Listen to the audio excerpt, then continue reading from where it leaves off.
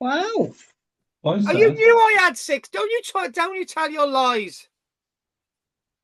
Are they know I got boys? 6 children. Are they a mixture? Are they boys and girls? Aliens? I've got 2 Cumbrian children, and I've got 4 South Walian ones. Oh. Do you know, I went into a cafe yesterday and went to use hang on, did you get some Dr. Pepper? No, I had a cappuccino. Anyway, I went to go to the loo, and it said on the door, ladies, gents, and whatever. Oh, I'm with the whatever, and so That's great. That's good, isn't it? Hang on a minute, Gina. Does this mean that Gina, you, and Roger will be in the same toilet? Oh, please. What, together? Yeah, all together, Whatever. because it's whatever, isn't it? You know? Whatever. Oh my God, Pat's joined us tonight. She's waiting for another 3-hour lecture. Is she? Oh, yes. Another full house. Well, hang on a minute. That's David, hang on. anything? No, right. Let's talk about the gay people. Me, Roger, and Gina. That's our sorted. The normal people. Well, we haven't got any of them. Oh, we got one, Andy, if he's normal. I object to being called normal. Yes, it's an insult. Very dare you. Okay, hang on a minute. Okay, none of us are normal. Absolutely, we're all individuals. Yes, absolutely. Hang on a minute. How dare you, Andy? I am not an individual. Thank you very much. And neither's my wife. Archaeologist. Right. Everybody thinks the archaeologists are nuts, so fine. That's true. Yes, I'm in the right camp. So. Oh God! Sent an email in to the council in the end with this ranger advising. Oh, hang on, Rog. Let's just see if they're going to do anything. It's not Rog, hang on, Rog. You just can't just start talking. Right, tell it. Right, you just can't say you just sent something into the council. You could have sent a dirty magazine into the council. Tell us why you sent it into the council. To get permission to dig. Yeah. To dig what? Where? See, yeah. Rog, they're asking all these questions. Tell them. See, I can't say it's secret. Top secret. Oh, yeah. You rotter. I know I am. He's a very naughty boy. Oh, break. Yes, a damn nuisance, like you said. Yeah. So there we are. That's life. Oh, that's it, Rog. Just leave, right, Rog. Right. In the next illicit pillar, and you know, we've upped the level of illicit pillar up the doodah. There's a page dedicated to this in illicit pillar, right? Roger's little excavation in a former churchyard that was excavated, which the church was demolished in the 1950s. Blah blah blah. And it's been put over to a community use. And Roger's asked to do some work in there because there might be some Roman material. And whilst we're talking about that, I was going to mention tonight, Roger's set us in amongst the pigeons. I was going to put a page in the next magazine because we've only got 8 pages. I was going to mention about sort of if anyone needs anything from West Wales, like they need bits of quartz, or they might need more rhubarb when it grows back, or anything. So we might put a page in there of things that we need or whatever. And I just thought that I'd asked if people would mind me doing that, or they just want me to just fill the whole thing with archaeology and history. Any objections, please let me know. I know that sounds a bit weird, but I thought, some people get a bit funny about things. Yeah. They do. That's weird. Mm. Yeah. Oh, can't understand it. Oh. Right, okay. Right, I have got... Right, okay. Margaret, I've got some really bad news about David. Margaret, do you want to tell us? What? Well, I was in Grange yesterday. It's not bad news, love. No, I was in Grange. I've got a friend who lives at Kent's Bank. And I thought, while I'm here, I might as well pop and see if I can find where David lives. And can I stop? Margaret thought it was going to be bad news, right? I was expecting, I thought, well, I'll get there and it'll be all locked up because he's died, was what I was thinking. And I'll have to knock on the next door neighbours and ask for all the details. Anyway, I got there and it's a lovely little house and there was seating outside and an umbrella. Did you ever sit down? And the door was opened. So I knocked on the door, still expecting a relative to come out and say bad news. But there was David, absolutely fine. Right. No, Just saying, I hate archaeology. Hang on a minute. Hey, hang on. Only I'm able to interrupt, Andy, and you're eating. That's very rude, Andy. Margaret, carry on. He hates the Romans, basically. He said, I've had enough of the Romans. He prefers the older stuff. And he just said, I've just had enough of the Romans, basically. But he said, I'm sorry, I didn't. I said, well, we've been worried about you. I didn't say we thought you were dead. I said, we wondered if you were not well or you were in hospital because we'd not heard from you for such a long time. So he did apologise. He said, oh, I'm sorry, I should have got in touch. And that was it, really. But he's got lots of friends. He said, I haven't been well, I have been ill, but I have lots of friends who come and visit me. So he's absolutely fine. And he looked as well as I've ever seen him. Thanks for doing that, Margaret. Okay. Well, yeah, go on, Andy, yeah. I was going to say, he's okay. That's a big I thing. was going to say, there's somebody that knows Roger very well. We won't mention his name, Stuart Wilson, who always says to Roger, "I thought you were dead." That's right. So if I was dead, I'd be holding you, you pillock. Now, yeah, he's the most non-PC man alive. And I'm not non-PC. There you go.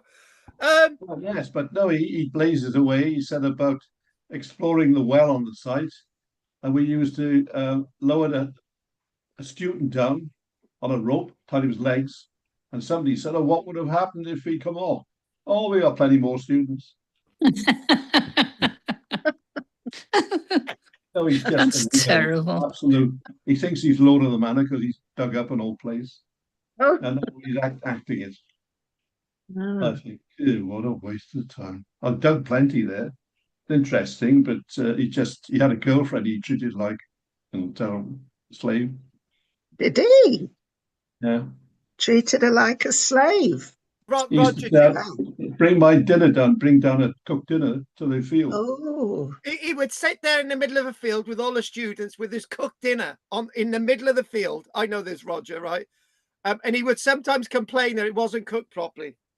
Oh, we complained. And then she was left out of it. And we had discussions about underwear and all the rest of it, trying to fill the moments. And that was that. So I left there because of change of circumstance and all this. Broken off with Chris. I was going out with her. And what he says, and I recorded something with Alice popped in there. It's very interesting, and he's quite right with a lot of it, but it's just his manner is just crude.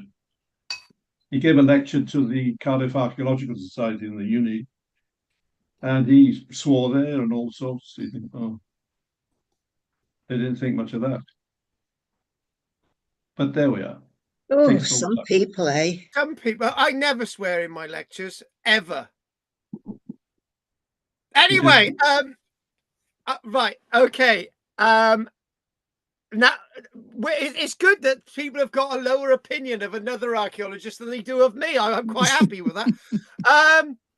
I was. Oh God, I was just about to say something. That was. Let it up. Let it be free. Let it be free. Right. Okay. Right. I was going to say about Margaret, right, and I do apologise that I mentioned it's going to be bad news.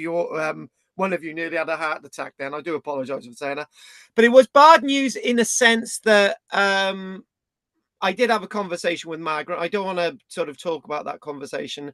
I wish David let us know, but I'm going to ask the question, which might not change anything anyway, but you know. Is anyone being put off by the fact that we're just doing mainly the Romans at this minute?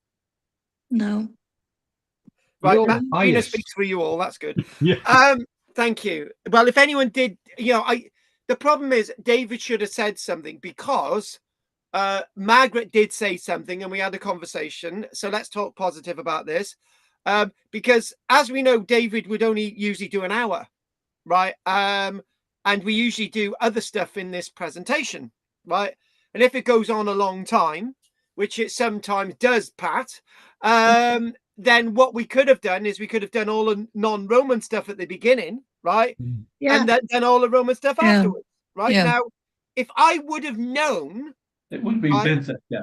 I could have done all that, right? I could have Yes, done a little bit more planning. I could have done all that, right? Yeah, And by the way, Anne's not here tonight, so we haven't got Anne. I don't know why. She might turn up yet. Oh, right, hang on a minute. If that's the case, so I just wanted to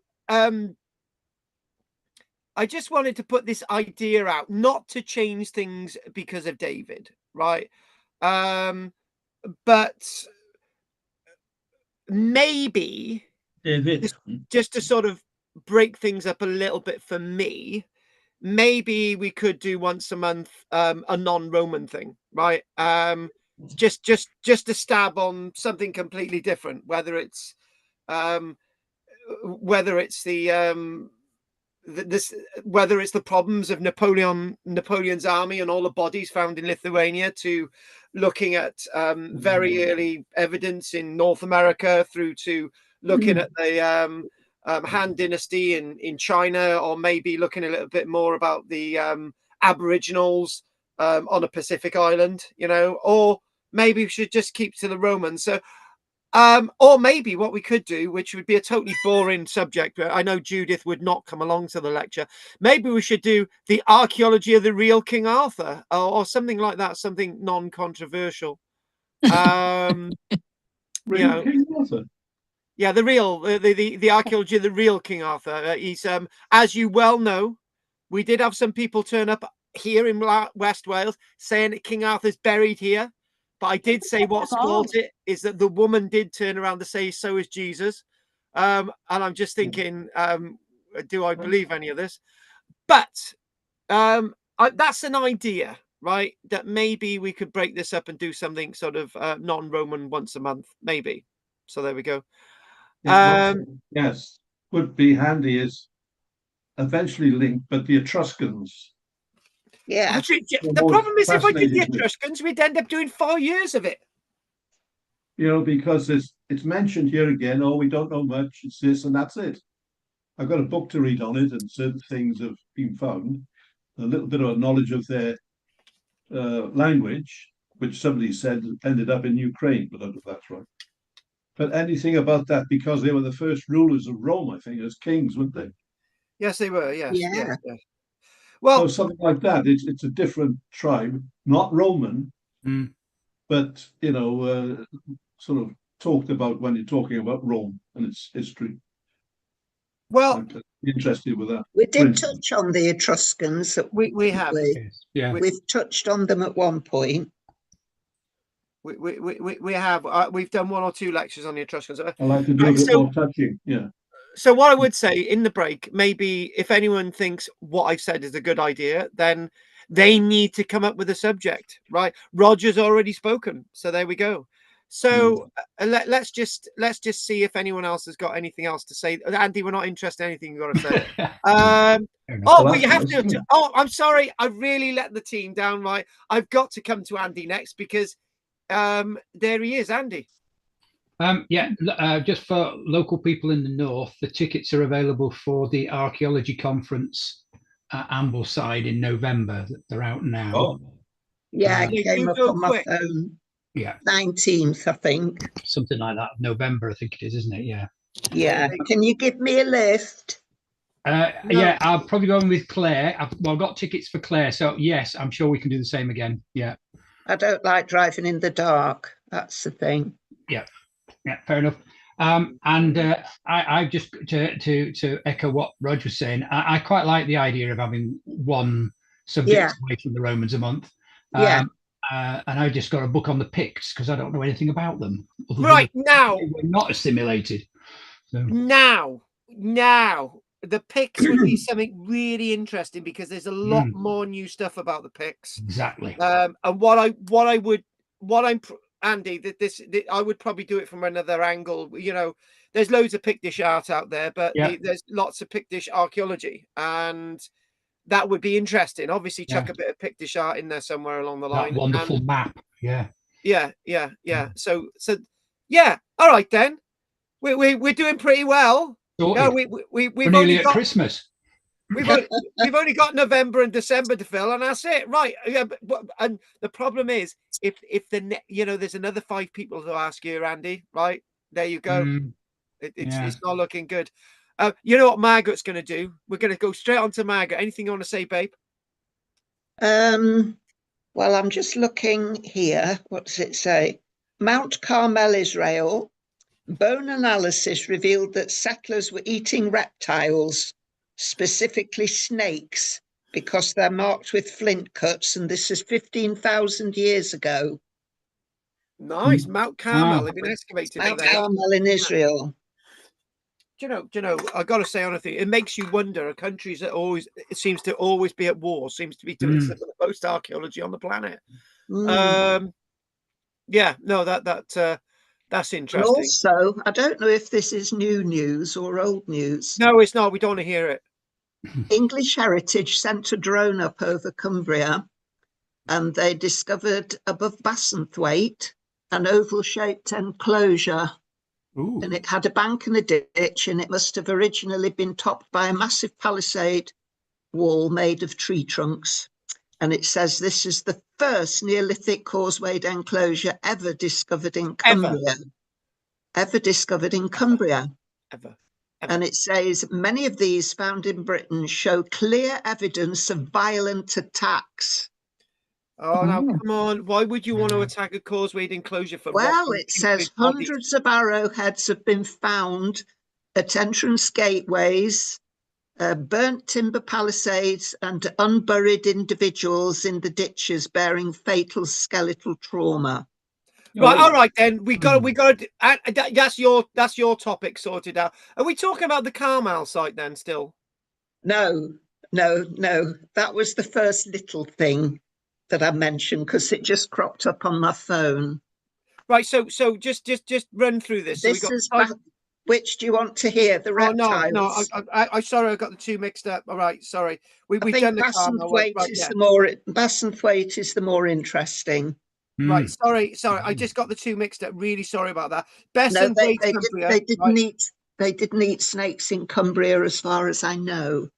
Stop making a fool of me. Right, Margaret. So Margaret. So you're saying I'm going about these arrowheads? Is that the evidence of Bassenthwaite? Or no, this is at other places in the south, bank and ditches. They found hundreds of arrowheads at entrance gateways, burnt timber palisades, and unburied individuals in ditches bearing fatal skeletal trauma. So this place in Bassenthwaite is called Green Howe, and it overlooks the Solway Firth. Right. So these palisading 1,000 foot high. Right. So these palisade enclosures, you're talking about Neolithic? Yes. Right. It does. I tell you what, we'll do something about that because when you compare the Neolithic period, it's a very different period when you compare it with the Iron Age. So sometimes the cult of the dead and how the dead are treated is what we used to think happened in the Iron Age, right? Now we're starting to think that actually happened in the Neolithic period, and the Iron Age is more of the peaceful period, right? So that would be a nice one. Yeah, I'll get the book. There's a book out. Margaret, yeah, you've already sorted out your lecture, right? Job done. Okay. So anything else, Margaret? No, that's it. Thank you. What about you, wonderful Pat? Why, Pat? Is it me or you've abandoned us on Wednesday? Well, maybe for a while. We'll see. All right then. Okay, fair enough. Fair enough. Lots of Our Fair enough. gain. It's our gain, isn't it? Absolutely. Our Yeah. Our gain. We've lost Carl now. He's frozen. Well, that was, all you have to do is say gain and he goes.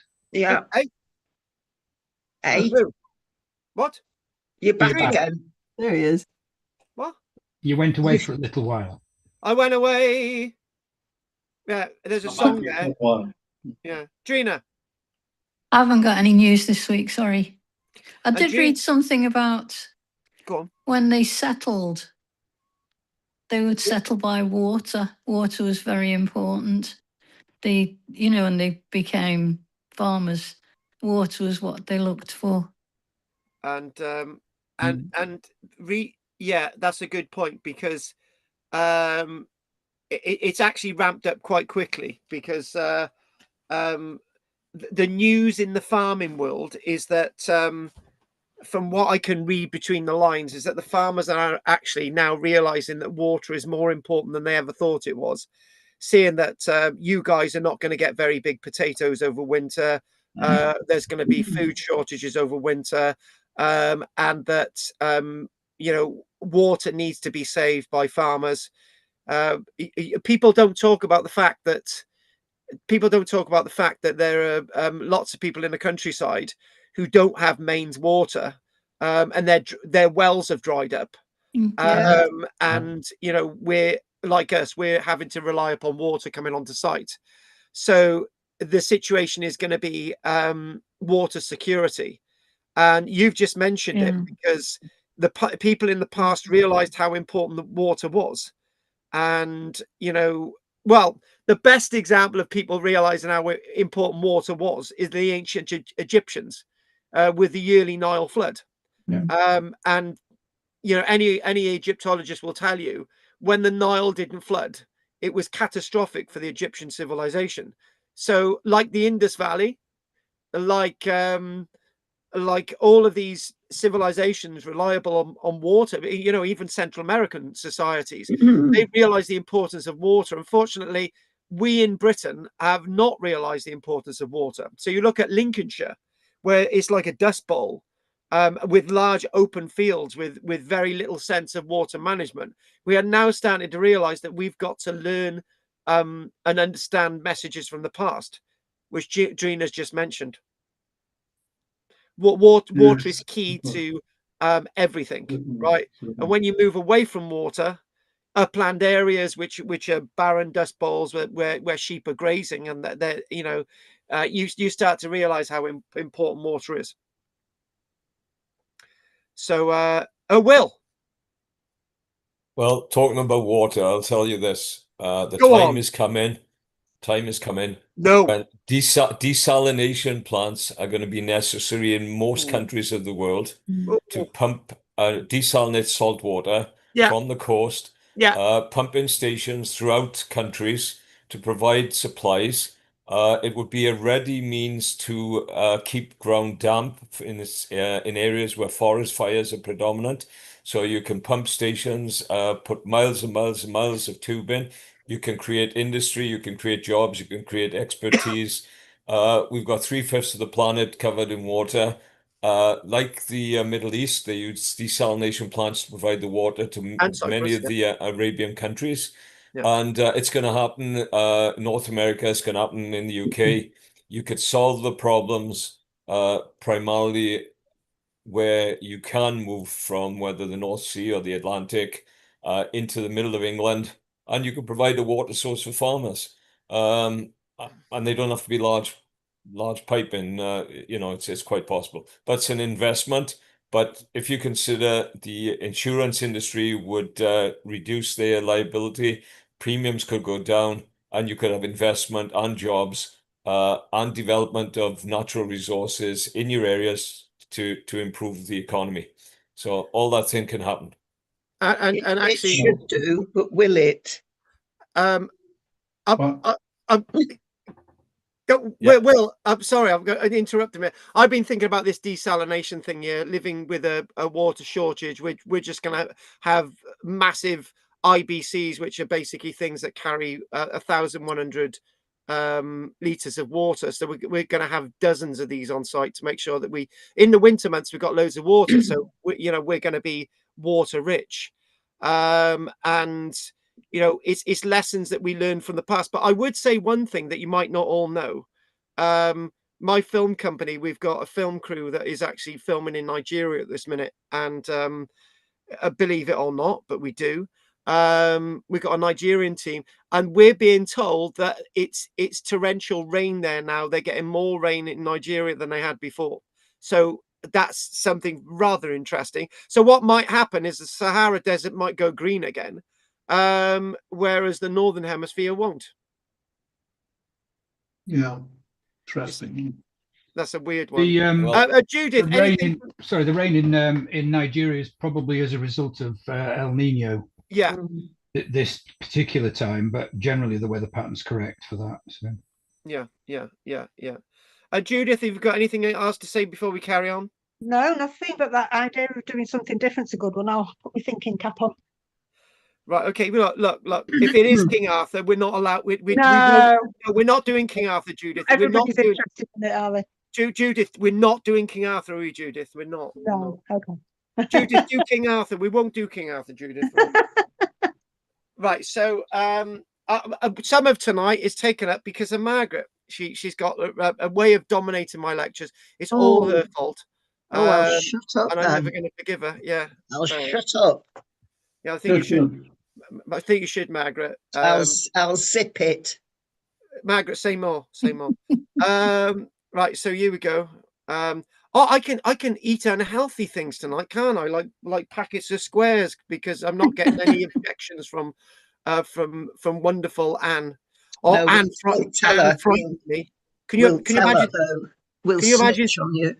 Can you imagine staying in Anne's house? It'd be like, right, she'd go through all your drawers, making sure all the unhealthy food was binned. No, it's going through my drawers. Roger, I wouldn't want to go through your drawers at all. Yeah. So are we? They've all been titled. Are we looking at the screen and looking at a load of Irish builders? Yeah. The Romans Road building scheme was going to plan until they discovered Scrumpy. I actually picked this out the bin the other day because it was from an ex-girlfriend, and Michelle wasn't happy. But I decided to take a photograph of this, and I thought it looked good. It loving it, and I just thought the irony isn't lost on me with the fact that generally, when you look at it, roads are generally not straight because obviously they're following natural landscapes. And yeah, looking through my little bits and bobs, which I've had on my phone for a while. I'm doing this on a regular basis now, just my little scrolls that I've taken screenshots. And do you know what? I love the fact that we're now moving forward with technology, and it gives us more questions than it does answers, really. And you just think you just want to get in there, don't you? And we're just reading these things. But with lots of technology, we've got to be very careful of whether the technology has given us what we want, whether the technology is like with AI. I don't know if anyone knows how AI works, but the way AI works, say, for example, you type into one of the chat systems with AI and you say, can you make me an artwork? Right. So it makes you an artwork based on existing artworks, not creating something by itself. Right. So that's what makes a human art more unique than artificial intelligence art. Right. And when you're using sort of pseudo intelligent computer set technology to read scrolls like this, how do we know it's not making this stuff up? How do we know that it's not just fitting in with a human mindset? And I'm not being critical. I think it's absolutely brilliant, but we've got to be very careful of technology, and very, very careful of technology. But as it stands, let's just trust that as it goes forward, and maybe we can test that. And the only way by testing whether this new technology works is by getting one of these scrolls, by taking some of the outside surface off, and which would destroy that bit of surface, but then that's how we prove whether this technology is working or not. So anyway, let's just carry on. So, do you know, I love these little images that we're getting back from Pompeii, and it's like bringing me back to when my dream as a child. I don't know if I've mentioned this. When I was about 11 or 12, 11 actually, I had a little diary, and I wrote in that diary the things that I wanted to achieve in life. And one of those things that I wanted to achieve in life was to get the money together to put a dome over Pompeii, right? So, and guess what's happening? It's happening. There is happening. And I think that's absolutely unbelievable. Mind you, one of my dreams when I was a child was to invade Poland. So we'll just leave that one go. But anyway, so and one of the other ones was actually to buy Caliver Atrabatum and excavate it all and reconstruct it. I don't think that's going to happen either. But this is happening, right? This is actually happening. And I don't know which part of Pompeii this is. It's obviously one of the more recent parts of the excavation. But what I think is absolutely fascinating there is the floor level there that has collapsed, and they've kept it. And look at the height of that wall. So you've obviously got ground floor, you've got first floor. And as we've got an American with us today, the ground floor in America is the first floor, second floor. There you go, confusing. But anyway, for us, ground floor, first floor. I think this is absolutely brilliant, and more of this. But can I just reiterate a point that I keep making in regards to Pompeii? If this work was being done 200 years ago, right, all of that stuff there would have been removed. It's likely the elements would have removed all of these frescoes on the wall, and we wouldn't have this detail anymore. Earth tremors would have destroyed it. So onwards and upwards with Pompeii, absolutely brilliant, and a very, very good job too. So I just picked up this the other day, and you know what, right? I feel really embarrassed because I can't remember where this is, but it can't be Pompeii, is it? Or is it somewhere in England? But this is great. Again, I wish I knew where this was, but I love picking these things up on my phone. And I know I've shown you this before. We did a little, this was part of my little lecture, but I did mention this last week. I mentioned that the nice bit of Roman wall at the Old Bailey in London, and there it is. And if you go underground again, we're repeating something from before. If you go underground again, you are able to see this bit of Roman wall and those bits of tile. And apparently people who are going down, going to prison, I think past this little bit. This is the last thing that they see of freedom, a bit of Roman wall, I think. And just on that picture. Yeah, go back. Yeah, go on. Do we know that those foundations are definitely Roman? Because I recognise the stonework above it, but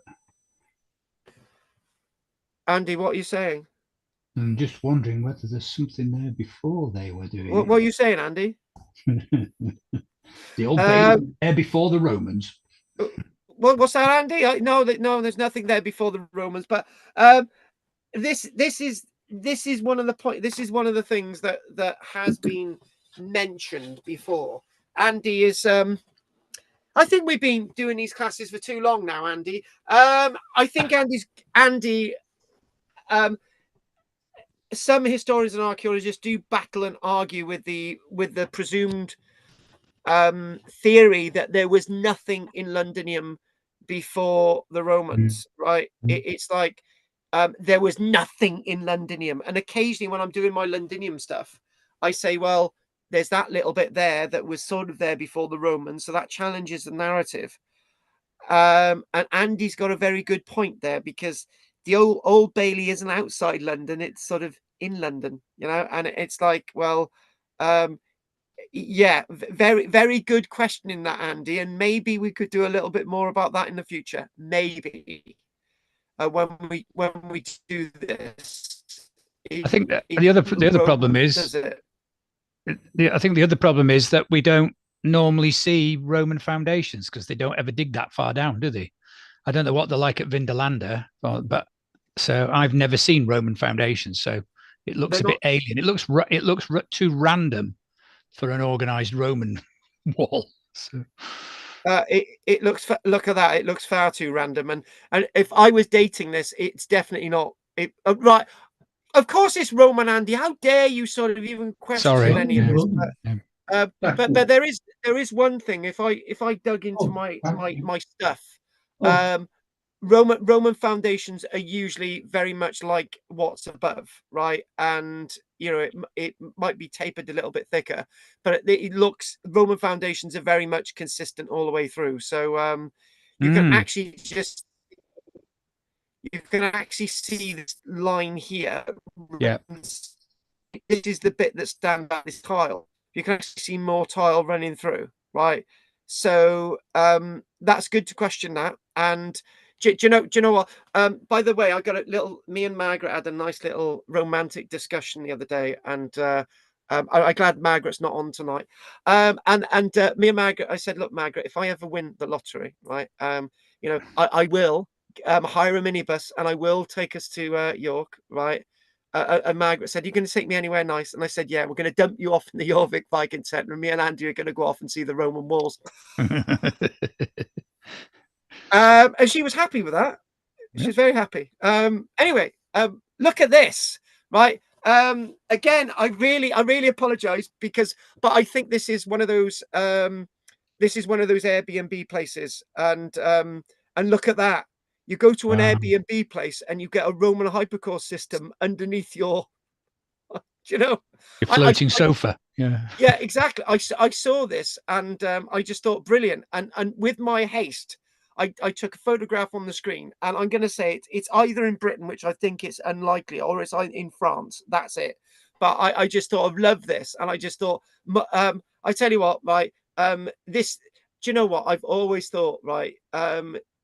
Just if you ever bought one of those houses that back onto the Fishbourne Roman Palace, right?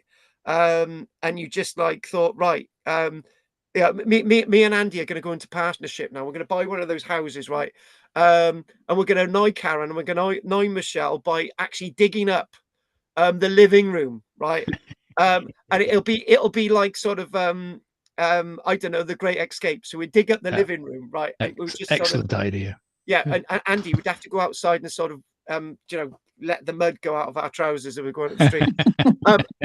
I don't really know, because it's Fishbourne is a scheduled ancient monument, and technically you would need planning permission to make any changes to those houses. However, if you were doing that in your living room, right, to put some drainage in, well, you actually dig up the whole living room, right?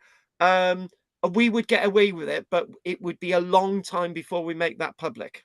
It would be the same day that both Karen and Michelle left us for destroying a house. Yep. Maybe they might not. Maybe they might stay with us, Andy. There you go. And look at this. Look at this. I don't know if you were about in the 1980s, but in 1988, I remember having this press cutting. And this is also in London. I've mentioned this before. This is the Guildhall in London. And you can actually see the curve of the amphitheatre.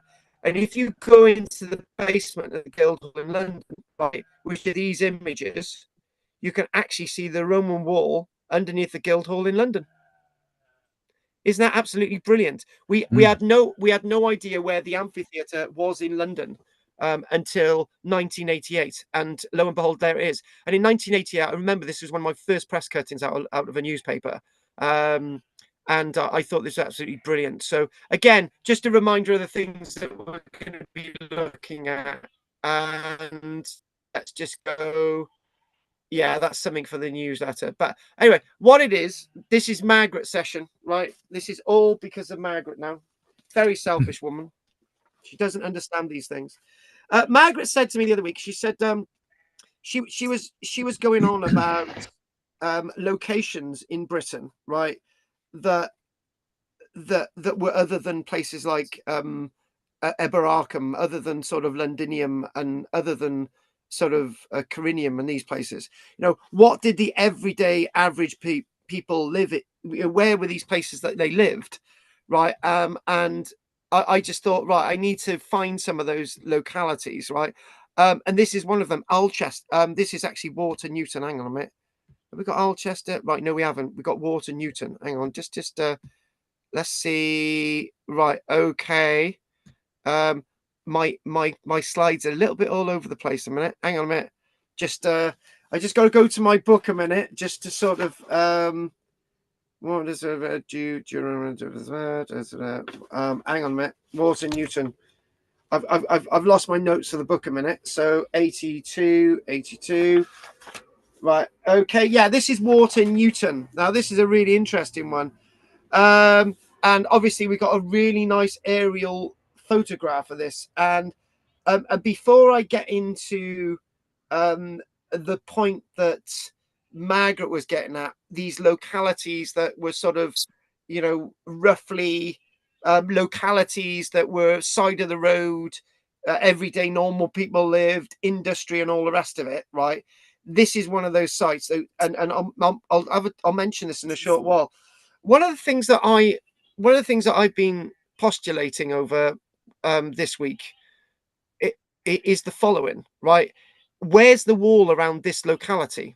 It's described that there would have been a wall around it, like there would have been a wall around Chesterton and Foss, and there would have been a wall around this locality as well, which is Manchester, right?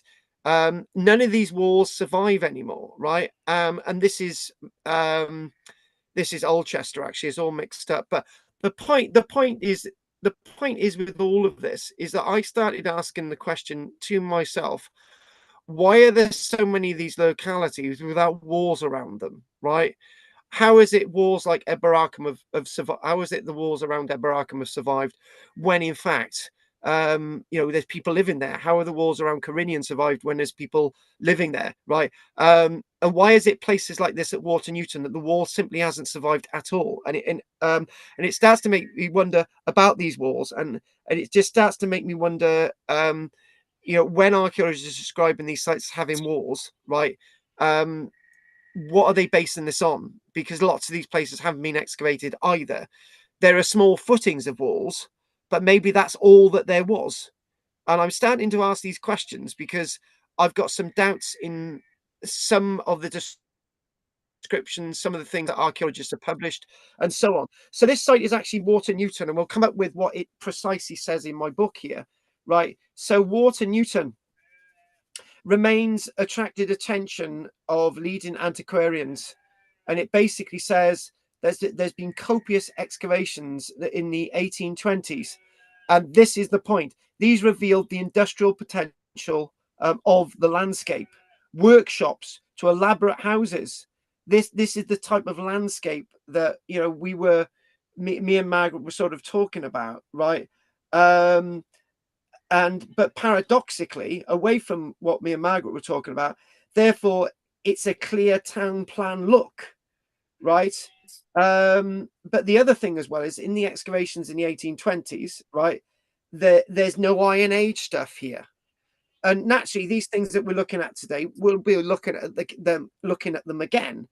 And I think this point that we'll go on to another site in a moment. I think the point that me and Margaret were having a tussle about is that suddenly with this new age, with this new world, right, there are other places, there are other little weird settlements that seem to exist after AD 43 if they didn't exist before, and they're all shapes and sizes. You'll note that this isn't rectangular, right? It's a queer trapezoidal weird shape, right?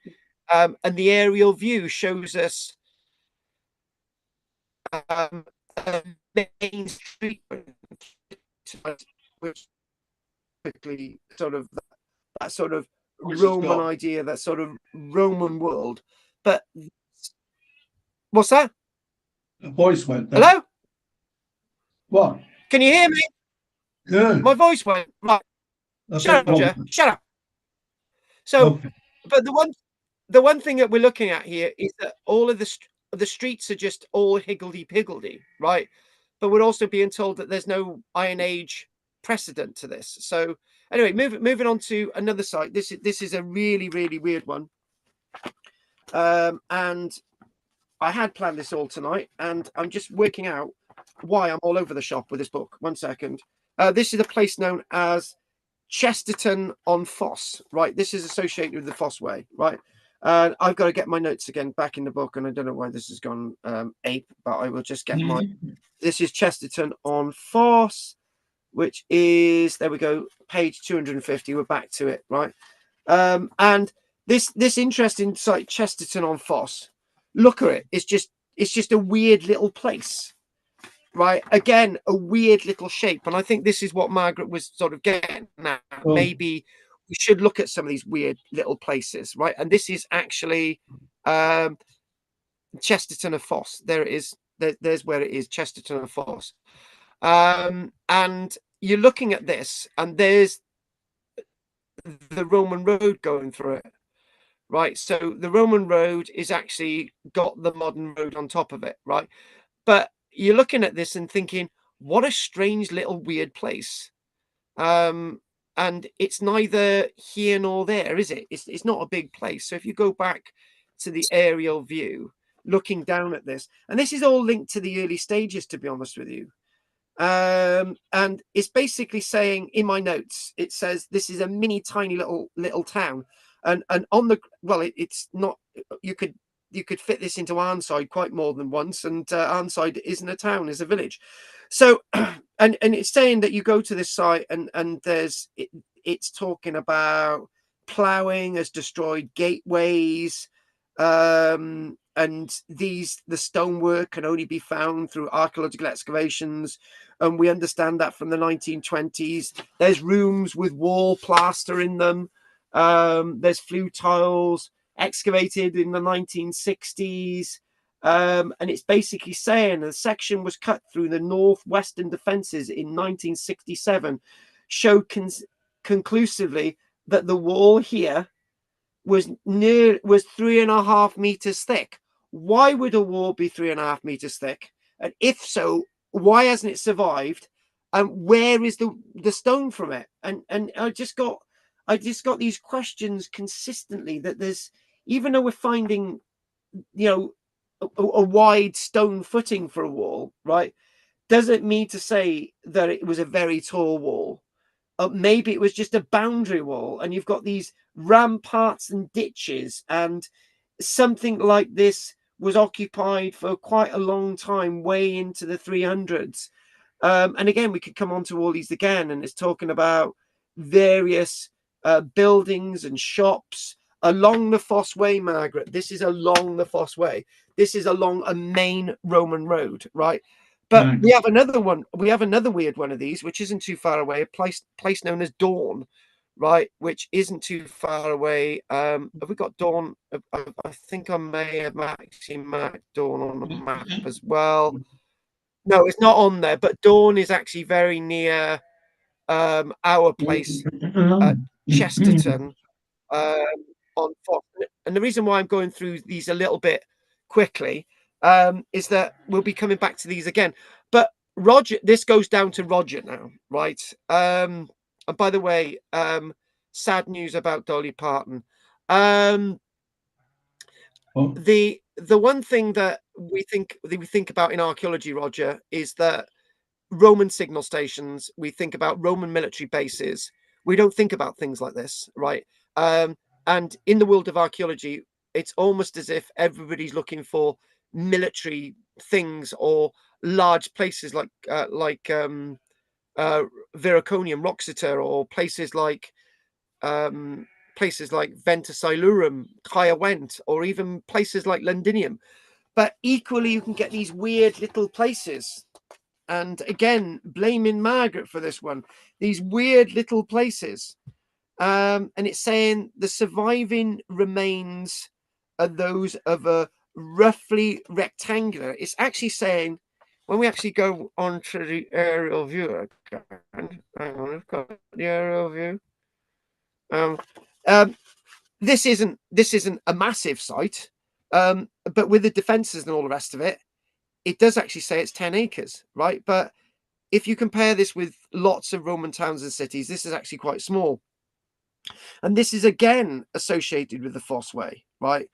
And again, the shape of this, it may have actually been an original fort, then to be overtaken by a settlement. So much is to be learnt by understanding these places, but lots of them haven't been excavated. So lots of the work with these sites was done in the 1920s and the 1930s, and there's been nothing undertaken at this site since. And what we do find is lots of archaeological evidence through field walking, right? And this next bit is really, really interesting with the site of Dawn. It says the most interesting discoveries in the 1800s, apparently during ploughing east of this site, were two sculptured stones, probably derived from a shrine. It's also talking about, you know, little is known about the economic basis of the settlement, but it's very likely that this was an industrial site. And it says that there is metal evidence found at this site. It's very likely that this was an industrial site alongside the road, one of the important Roman roads known as the Fosse Way. So the next site that we're going to go on to is this one, Manchester, which is not Mankinean, which is in Manchester, the Roman site there. This is Manchester, right, which is obviously near Birmingham rather than Manchester, right? This is not the one that gave the name to Manchester, right? Now this is rather interesting, right? And that's what you sometimes get from aerial views from another site known as Alchester, which we just mentioned at the beginning. Again, can I just stop my little enthusiasm a minute? Margaret, can you come into this? Is this answering some of your questions? Is this sort of sitting there, Margaret? Yes. Oh, right, that's good. I'm glad I've answered your questions. You can go home now. But Margaret, I think, is it me that asked you the questions? I can't remember. Oh, you asked me about 5 or 6 weeks ago. What did I ask you? Well, basically, I remember saying about we kind of assume that these shapes of things in the landscape are Roman always. Is that what I was? No, I think that was both of us. No, a bit before that, we were talking about we were talking about. Can you remember when we did the Chelmsford site? Yes. And I said, obviously, Chelmsford seemed to come from nowhere, and I think we were talking about Colchester just down the road, and then the question from you came through. Are there many more Chelmsford? We don't hear about. Oh, that's right. Yes, it's all coming back to me now. Yeah, we don't hear about these Chelmsfords, and I basically that's it. Yeah. Bingo. So so it was just like I thought that maybe she's right, because the problem is with Roman era Britain is like most periods in history, we just focus on the things that are visible, right? So we talk about the Roman forts, we talk about the Roman walls, we talk about the Roman roads in brackets, we talk about, you know, the Roman military stuff, but we don't talk about the stuff that actually made Roman Britain function, right? And the things that made Roman era Britain function were the people that were already here, the new mass agricultural landscapes that we mentioned last week, the wayside industries, right? The wayside pottery makers. And when we talk about now, this is a really good point, right? So this is in the pyramid scenario, right? So we talk about pyramids and we think, right, who are the people who built the pyramids? Obviously, it's slaves. And then we started looking at the local settlements, and it was the local people in the local settlements who served for the pharaoh, who wrote down on stones, "We serve for the pharaoh for a year. This is our service for the pharaoh," and we go home. It wasn't slaves, because we were looking at the domestic stuff. We were looking at the things that actually made the empire, the Egyptian empire, right? So what made Britain tick were actually the people, right? And it's the same thing about what made Queen Elizabeth I beautiful for most of her reign.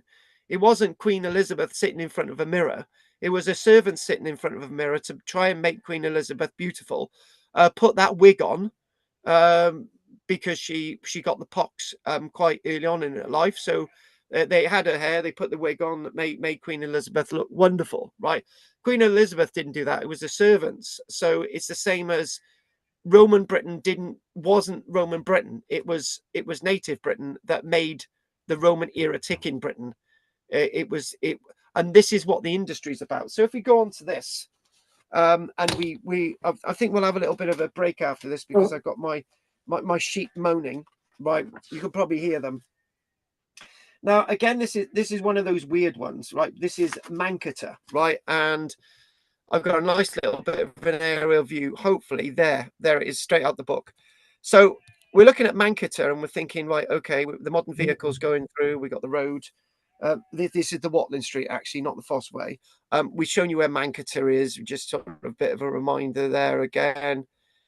There is Manchester, not Manchester, not my Canyon. This is Manchester. Right, so if we go to this, Watling Street, and we think quite a small array of things. And what I might do is just read out what Manchester's about. And again, looking at this, right, and we're just thinking, okay, Carl, you can obviously see a bit of the wall there, can't you? But was it really high? You know, was it just sat on a really fat, squat footing? So when we think about Manchester, right, and there's actually another site not too far away called Wall, right, I believe it or not. This is actually a typical roughly rectangular enclosure, right, along actually a stride Watling Street. So you had to go through Manchester, right? And the other thing as well, this is another point, right?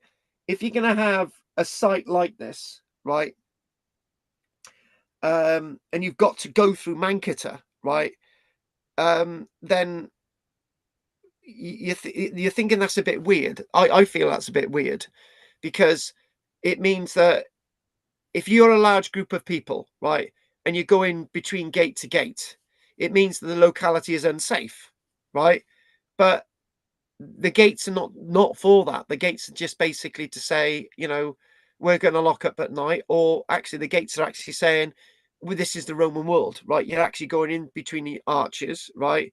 We might charge you some taxes, and then you go to the other gate, and that's it, right? So this very, very interesting. This is actually mentioned in the Antonine itinerary, right, known as Mandocedo, but it's not mentioned in the later Ravenna list of Roman sites in Britain. So this is mentioned by the great antiquarian Stukely from the 1720s. Now, interesting, Margaret. It became part of a very large and important industrial area. So this is a key industrial Roman era Iron Age industrial processing landscape. So recent aerial photography, excavations, more recent excavations have shown that there was a fort here to begin with, right? This is why it's typical playing card shape, right? But it eventually became, do you know what? Oh my God, I had I wanted to, my page then, I tried to scroll up my page, right? Then I realized it's a real book. Anyway, so weirdly enough with this site, now this makes it really even more interesting. This site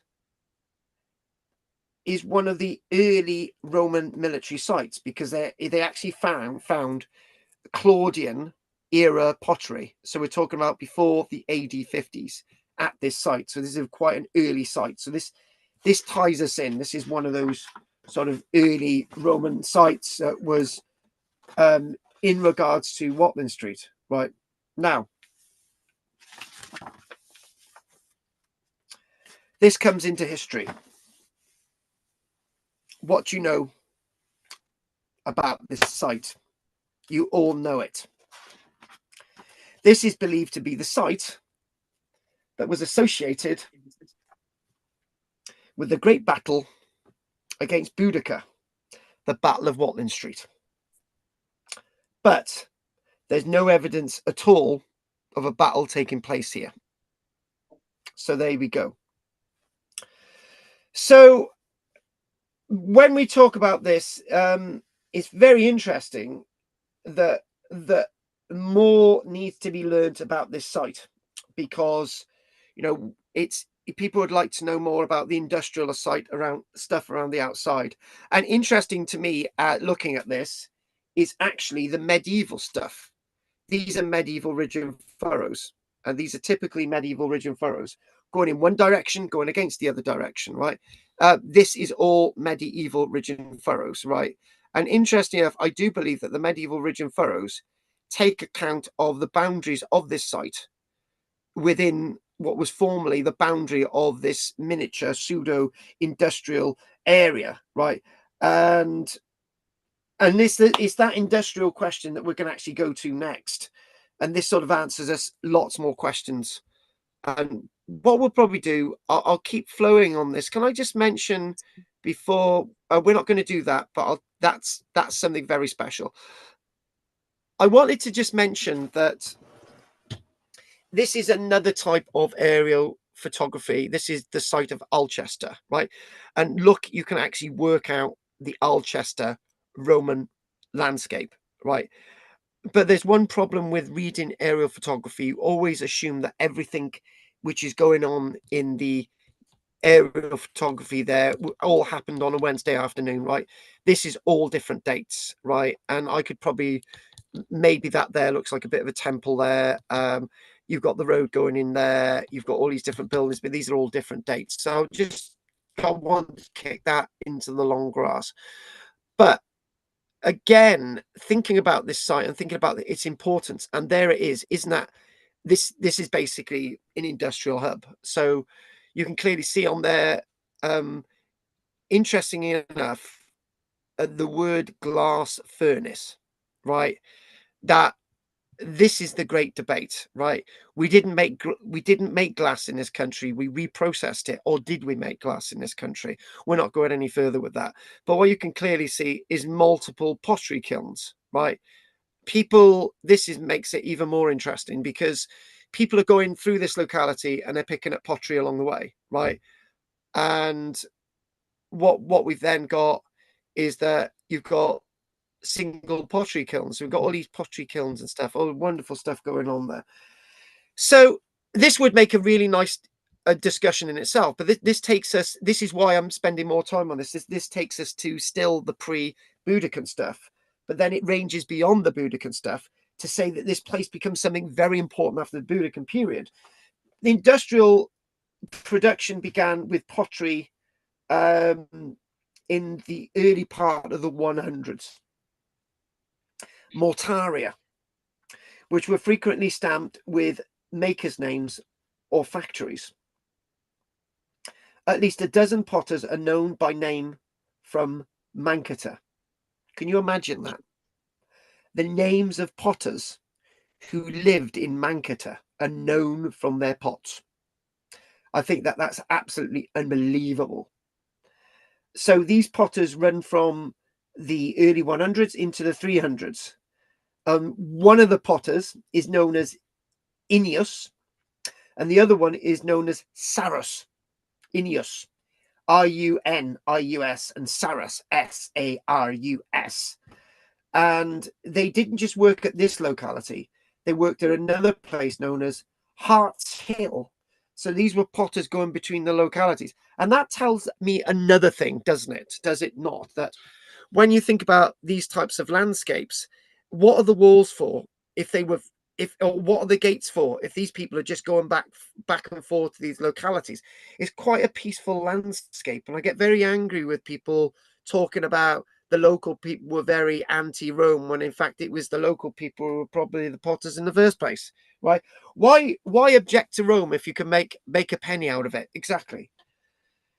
The distribution of their products is interesting, since it covers the entire northern half of Britain up to and beyond the Antonine War, North Wales and South Midlands. So finding these people and their home where they're making pots is like finding the body of Richard III under the car park in Leicester in 2012.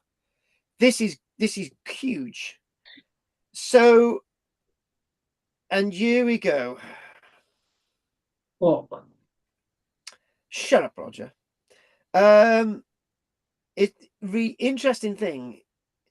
It is well known that water was the cheapest and most reliable form of transport for pottery in the Roman Empire, and it is significant that the distribution of Manchester and Harts Hill wares reflects the available water routes up to the point where they entered into competition with other potters and they moved around the British Isles.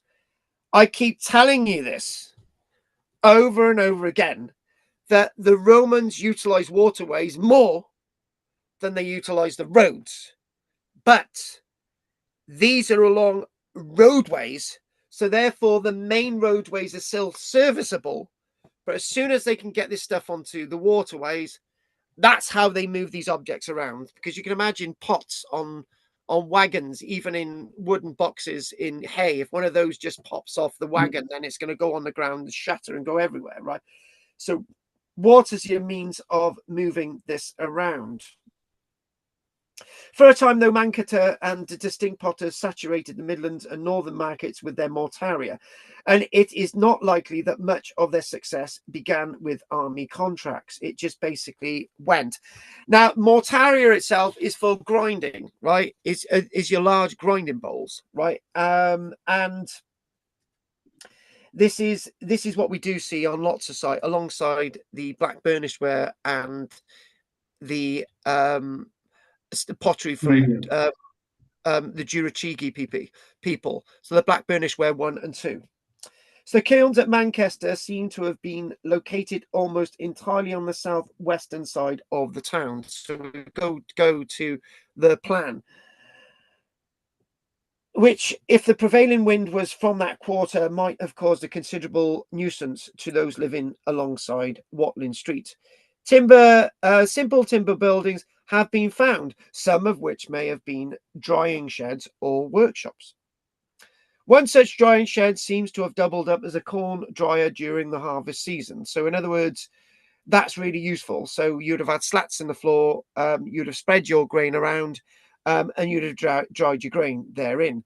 The area was provided with adequate water from a number of wells, from one of which a channel had been cut to carry water to other parts of the site. It was eventually filled and sealed by a side street. Pottery, though, was not the only material manufactured here, since a glass furnace was found, and it does open up that question about glass, and that directly. Oh, by the way, I did try and oh bugger. Sorry, guys. I'm just I did actually have.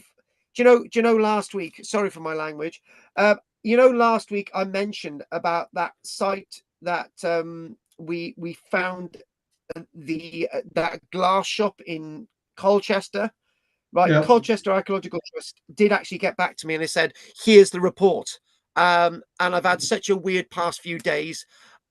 I didn't open the report, and I do apologize. I could have brought you that this week, but we're doing this instead. So I do have that report, and I will be going to that next week. But that ties us directly with this, isn't it? Because did some of the glass from here end up in Colchester or likewise? But this is later, whatever. We don't really know what's going on. So this site itself is there's another interesting thing before we actually move on from here. And we'll have our break, right? But I think Pat's already gone to sleep, but there you go. So Manchester has produced slightly more evidence for occupation within the fortified enclosure during the 300s, and that's really important. And they're just basically saying that pottery manufacture seems to continue way towards the latter part of the 300s, which is really, really interesting, which tells another story. And it basically says, is this a place that was crucial in the Roman world as it gets to the end of the Roman world. What more can we learn from this site? And the archaeologists are postulating something very, very interesting, that as things start to decay in the Roman world, maybe this was a locality that served home to the Roman army, because it's still on the map. It's still along Watling Street, and some of the later stages of the Roman world in Britain. We might know, we might not know, but we might come back to this site again. So we got some weird things after the break.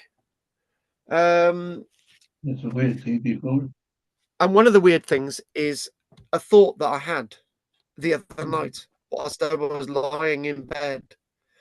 And I just thought that there's something odd about a question that I was asked when I was in Shetland in regards to the Brochs. And the question was, were the Brochs in Scotland rendered on the outside? And this was a trick question by my lecturer, Simon Clark, Dr. Simon Clark. And I said, well, we do have rendering evidence on the insides of these buildings. And I said, there it is on the ground. But he said, was there render on the outside? He was a very pushy mayor, Simon. Loved him to bits. I even sent him up a holly tree as a thank you for being my lecturer in university. And so he pushed me. I said, oh, of course there was render on the outside. I said, no, there wasn't, because the rain would have just washed it off. And you know what? I've got the answer. So I can tell you that after the break. Now, this is really interesting because I can't show you any more than this one image, but we'll talk about this after the break. But there I am. It's 8:28. Now, David would have been a little bit upset with that first half because it was all Roman, right? So some of the second half isn't Roman. So more bully you, David. I would love David to come back, and it's just that. Write him a letter. Oh my God, we've written him enough bloody letters. Right. So I think what I'm going to do, we're going to get David a magazine out. And what we're going to do, Margaret's already offered. Margaret has. She has. I'm going to send Margaret a letter, and Margaret's going to put it through David's door, right? And it's going to say, by the way, David, this time every month we've got a lecture that is not to do with the Romans. You're very welcome to join us. And that's it. So there we go. It was all Margaret's suggestion. So there we go. So stop sharing. And there we go. So there we go. Thank you for offering to do that, Margaret. You're lovely. I know. So Margaret, see, once you open your mouth a bit too wide, right, I take it seriously, and I do an hour lecture on it. It's your fault, Margaret. It's all your fault. Oh, well, that was all very interesting. It was very interesting. I'm just I'm thinking about the importance of water to these people, and being near a water source. If they did happen to not be near a water source, they'd have to dig a well, but that would depend on the, would you call it hydrology? Is that what they call it? The depth of the water table. No, it's not.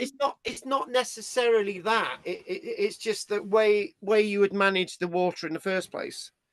And I'm not really sure it's all about the hydrology and the water table, because when you get places like North Yorkshire, which are high above the water table, and places like Cumbria, you still got a lot of water. So yeah, but you could say it hydrology, but it's just I think it is to do with people's conception of water and how water holds within the landscape. So say for example, trees themselves lock a lot of water into the landscape, right? Because it goes into the trees and so on, but the ground is kept moist, right? So you have a nice water table when trees are around, right? But if you don't have trees, if you don't have root systems, and you don't have the bioenvironmental structures within the landscape, like marshes and all these other things, right? It just goes as dry as a bone. So you know. If they dig a well, would they have lined it with rocks? They'd have had to, wouldn't they? Oh, the wells in London are absolutely brilliant. They're lined with wooden barrels. We've seen that in a lecture. So basically, old barrels. You just have a big hole in the ground, and you just chuck these barrels down, and you probably line them with clay or pitch or something, and that just keeps the water in. Yeah. So the wood hasn't rotted away then? Are they still? Yeah, we find these things in London. We do find them. They do exist. Oh wow! So but I guess the Iron Age hill forts, they were not always handy for water supplies. So would they have had wells? Now this is a rather interesting thing. I actually had one of my people, not in one of the classes, but she was giving me this weird lecture about. She was basically saying about the ditches around hill forts, and yes. you're thinking ditches around hill forts. They could have at times kept water in, and a large amount of water. You're thinking that's an interesting point, and you're thinking that if you've got when you've got upland areas, there's a lot of clay occasionally, right? And if you've got ditches, the water's going to quickly drain off that clay and go into the ditches. If if in upland areas is very boggy and marshy, right, which is an abruption of dry landscapes where the water's held by the stagnant moss in upland areas, right, and all of that stuff. If you dig a ditch around that, then the water just drains into the ditches. And if you're thinking about that with bank and ditched enclosures, then that seemingly works. So yeah, there we go. So Drina's looking pretty shocked. Look, Drina, I know I haven't mentioned you too much tonight, right? And I know I'm meant to be staying with you soon, but that's not what we're talking about. you know Milnthorpe, which is near Arnside. Of course I know Milnthorpe. Milnthorpe. Of course I do know Milnthorpe. There's a well in the little village square. Do you know this, Andy? The well in Milnthorpe. Yeah, there used to be a little tap there for a while where there was a little wall at the top, but near the parish church end of the square, and there were little upright stones and a tap there when I was a kid. That's all gone now, though. Well, they had to. I don't know if they filled it in or they've put a grill over it because apparently an elephant got stuck in it. Shut up! Yeah, the Civic Trust have put all of these plaques around Milnthorpe telling you little bits of history about the place. And it seems that a little circus came to town. Yeah.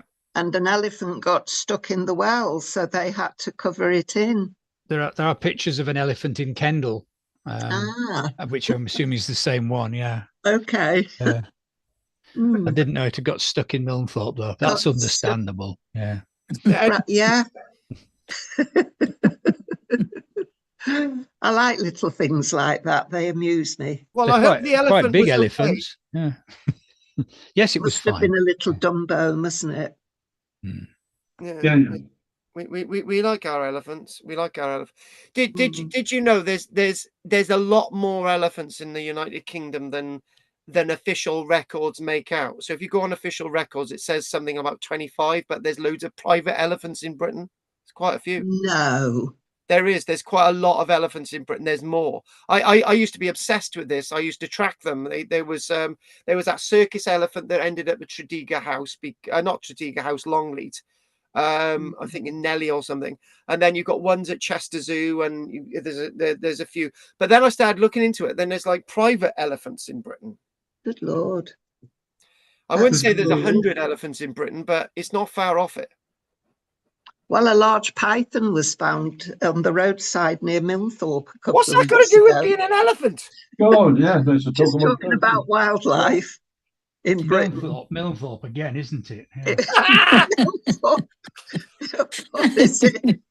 The last person to die from malaria in our area died in Milnthorpe as well in 1898. It's an exciting place to live, clearly. Absolutely. Place to die. Yes. There were, what was it? There was something like, at the turn of the century, there was something like 16 pubs in Milnthorpe. God. And you How look many are around. there now? There's only one, isn't there? No. One There's that's only 3 open. houses. Yeah, there were 3 that I remember, but I think only one's open now. Yeah. But if you look around, they're nearly all modern houses round. Certainly built in the last, in the 1900s. So. Well, there's a Neolithic burial site at Milnthorpe by the school. Is there? Yes. Didn't know that. Yeah. You'll see a plaque on the wall at Dalham School that you went to. Yeah, it wasn't there when I went. Well, whenever Hang on, stop. No, right. No, Andy, hang on. If the burial chamber wasn't there when you went No, to the school, plaque right? wasn't there and I knew nothing about it. Oh, right. Yeah. Okay. So I got it too. Yeah, they found urns and things. Yeah, they probably made them in the art block. We're getting very local now, aren't we? Yeah. I think we are. I think No, I didn't know that. bloody plot, but that's something else. Right. Okay then. Roger, anything you want to say, Rog? Except I don't know what you want to. No. What? Oh, that's exciting, Rog. Right. Okay, Andy, anything you want to say, babe? No, but these lesser sites are really interesting Andy. because they're ordinary people. Yeah. So sorry, I said that these lesser sites are really interesting, and again, there's not much excavation being done on them either because they're not important because they're ordinary. So ordinary, exactly, very ordinary, and yeah. I don't know about those walls though. That's interesting. Having foundations. Yeah, sorry to interrupt, and it's just like I mentioned that Barrow site. Obviously not the Barrow in Furness one, the one that weird Roman fort in the middle of a field, that small bit wall and stuff. And I just thought, well, if that can survive in the middle of a field, in the middle of nowhere, right? Yeah. How is it most not Roman forts? All right, let's start again. How is it most Roman towns just don't survive in the middle of nowhere, but lots of forts do? And it starts to make me wonder. There's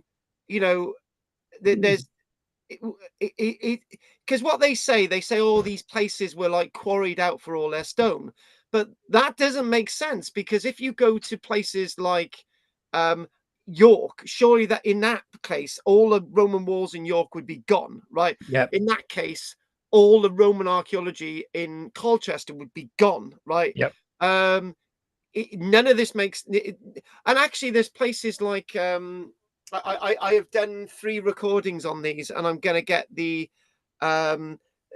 a string of like Roman fort towns. Horn, is it? Oh, not Hornchurch, Horncastle. I can't remember. Anyway, there's 3 localities, and it's just like they've got little bits of wall in that one, little bits of wall in that one, little bits of wall in that one, and these are all in little villages and towns. And I thought, great, in a row. And I just thinking, well, if they're there, then it doesn't it starts not to make sense. And in that theory, if you're demolishing all these walls for Roman towns in the middle of nowhere, how is the wall around Caliva Atrabatum almost complete? Yeah. And also, where any of those ones like round Hadrian's Wall, you can spot the Roman stones in walls everywhere you go. But you don't spot that is my point. Yeah. There's none of that. I can understand a earth banking being ploughed out. Yeah. But why would you put a big foundation underneath an earth banking? That's a bit odd. So. Yes. Yeah. All of these questions, and it's like even the Roman wall around Cardiff Castle survived, right? The medieval period and everything that's happened, right? And he even kept it to build the reconstruction of Cardiff Castle from the 1870s onward. But I've got these acute questions that slowly start not to make sense. And when you're doing something like this, and you're not just opening a book and reading page after page after page, right, which somebody else has written anyway, when you start to deconstruct all of these things, and like I'm getting more and more angry with myself and shouting at books and stuff, right? And I'm just thinking, Why didn't anyone tell me that if you go into Chichester Cathedral, there's actually a mosaic in the cathedral in its original locality with a bit of wall, right? Why isn't any of this stuff published? Didn't know that either. There's a lot underneath the church in Hexham, a lot of Roman stuff, isn't there? But the stuff I'm talking about, this stuff actually on display, Yes. you know? Yes. Well, under the You are church right about in Hexham. Hexham, you can go down and have a look at all the Roman arches, and yes, you there's can. quite a lot under there. Yeah. Which you can go and look at, Carl. Which gobsmacked again. Sorry, words. Yeah, fair enough. Christ almighty. But I'm thinking London, your Londinium, it had little settlements there before the Romans came. There were no, they didn't. No. Wash your mouth out. Right, wash your mouth out. There were rivers there, so of course wash your mouth out with Dr. Pepper. Don't you tell your lies. That's what my grandmother used to say. She used to say, "Stop telling your lies." The point is, you would think so, but the archaeology is so. What Andy's take is with me, he knows that I'm going to say we have found a little bit of pre-Roman stuff, right? So this has happened a few times. I'm in flow, and it's like, but look at that, and I say, I know, Andy, but I'm trying to do the official version, but without doing the official version. And I tell you what, right? What I would have to do, right, if I ever did a trip of the Roman remains in London, right, I would probably get half a dozen people on the ground to find every single piece of Roman wall in every single car park, in every single garden, right? And we probably still wouldn't see it all. Because there's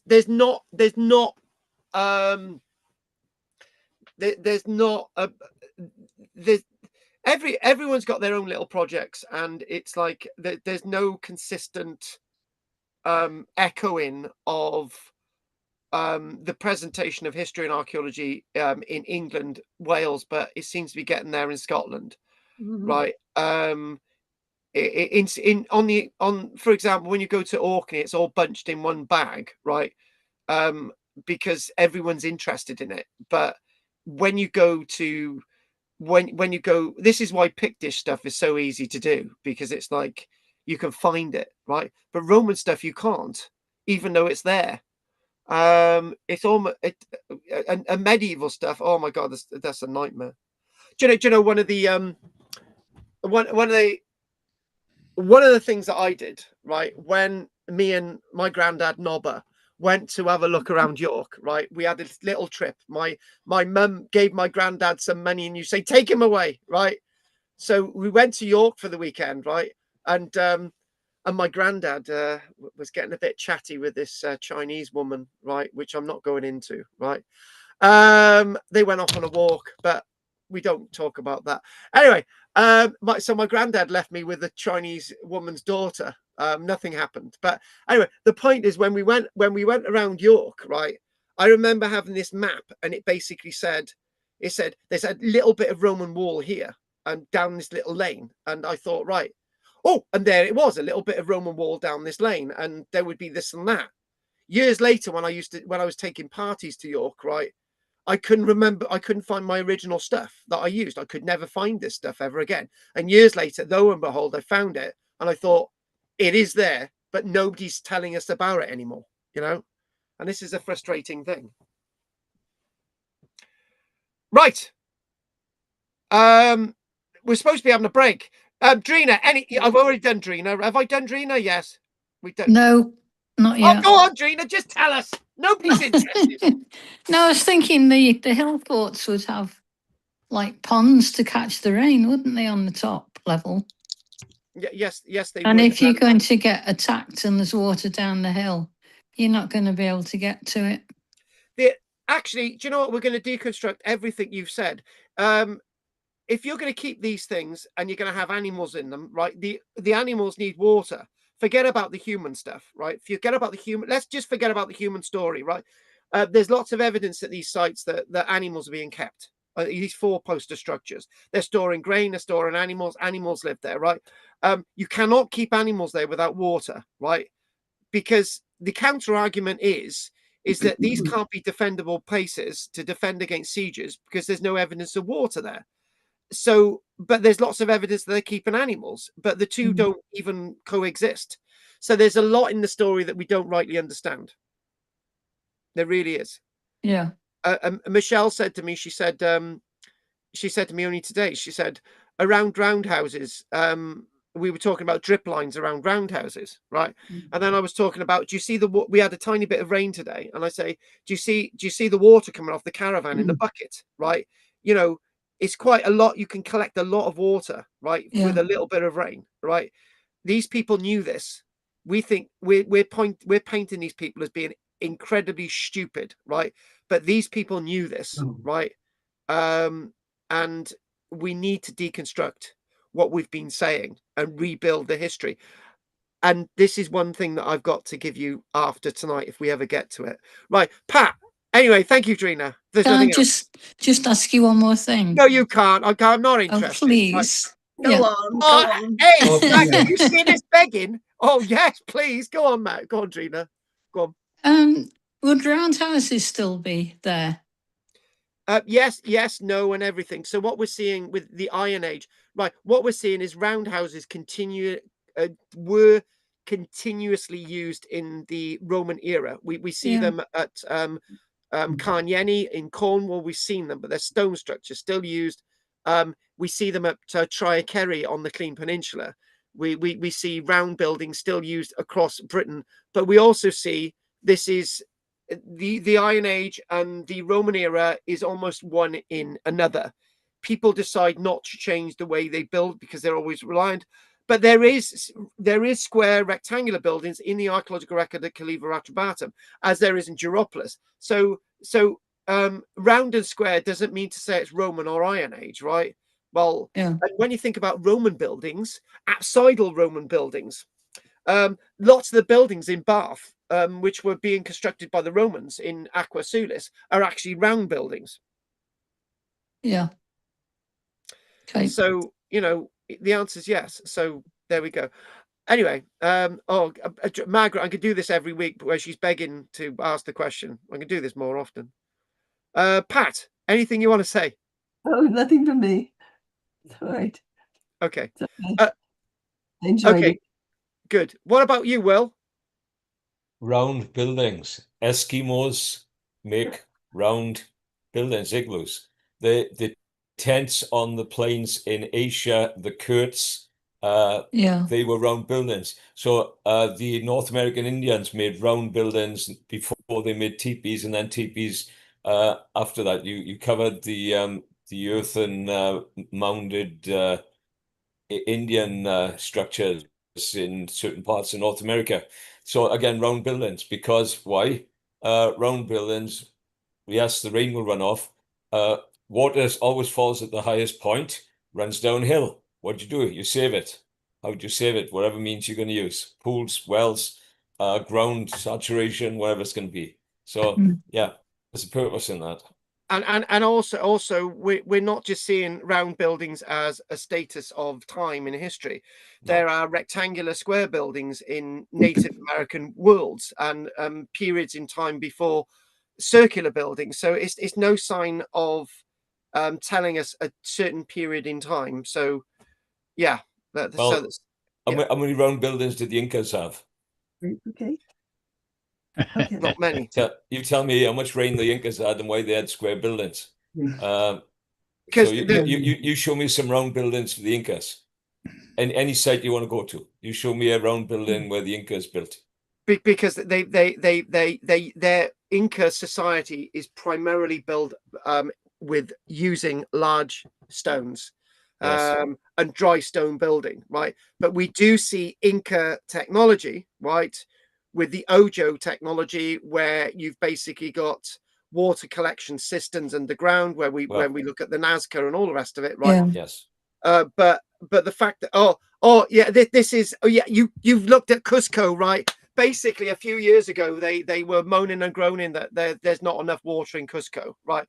and they basically said, well, what about all these Inca channels, these linear channels? That why do we actually reinstate these Inca channels, right?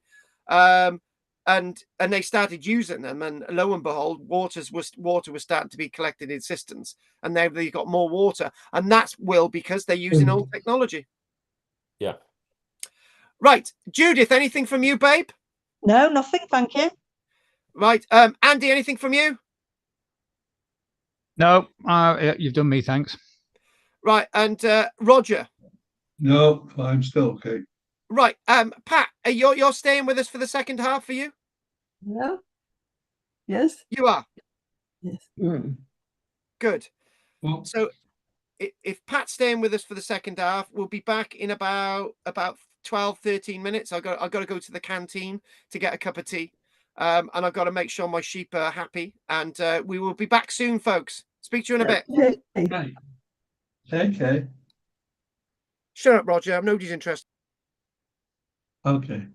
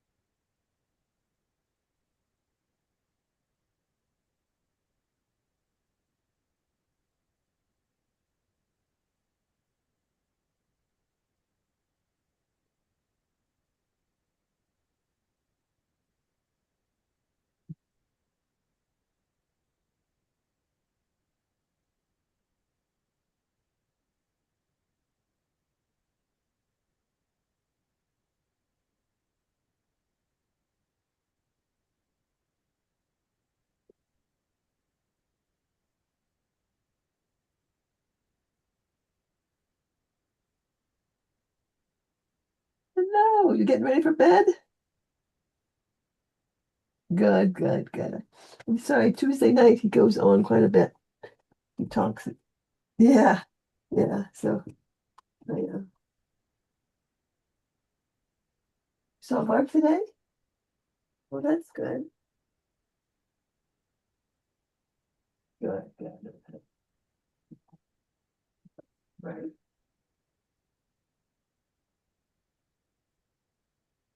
All right, okay.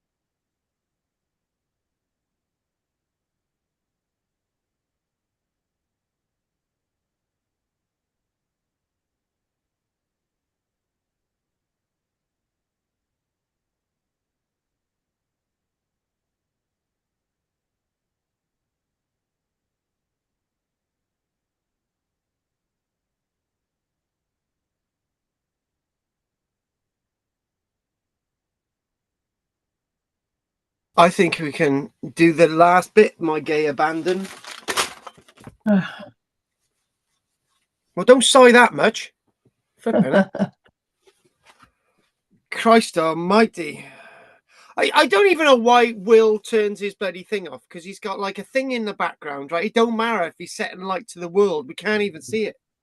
I was eating food, Carl. I don't want to share my eating habits with anyone. So hang on a minute. Will, we see Andy eating, so why are you any different? Well, I'm a Welshman.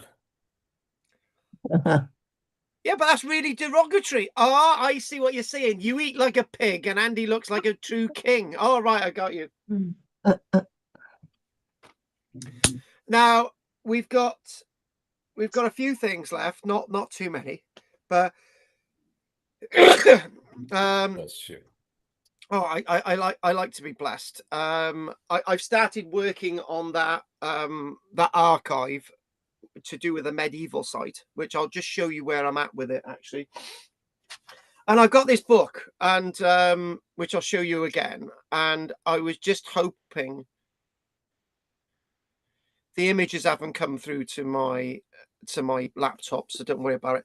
But I've got this book here, and I'm reminded of two things in this book. There we go. It's a book by Simon Elliott. I was given it to review a few years ago. It's actually quite a good book. But when I say there's one interesting thing I'm going to start off with in here.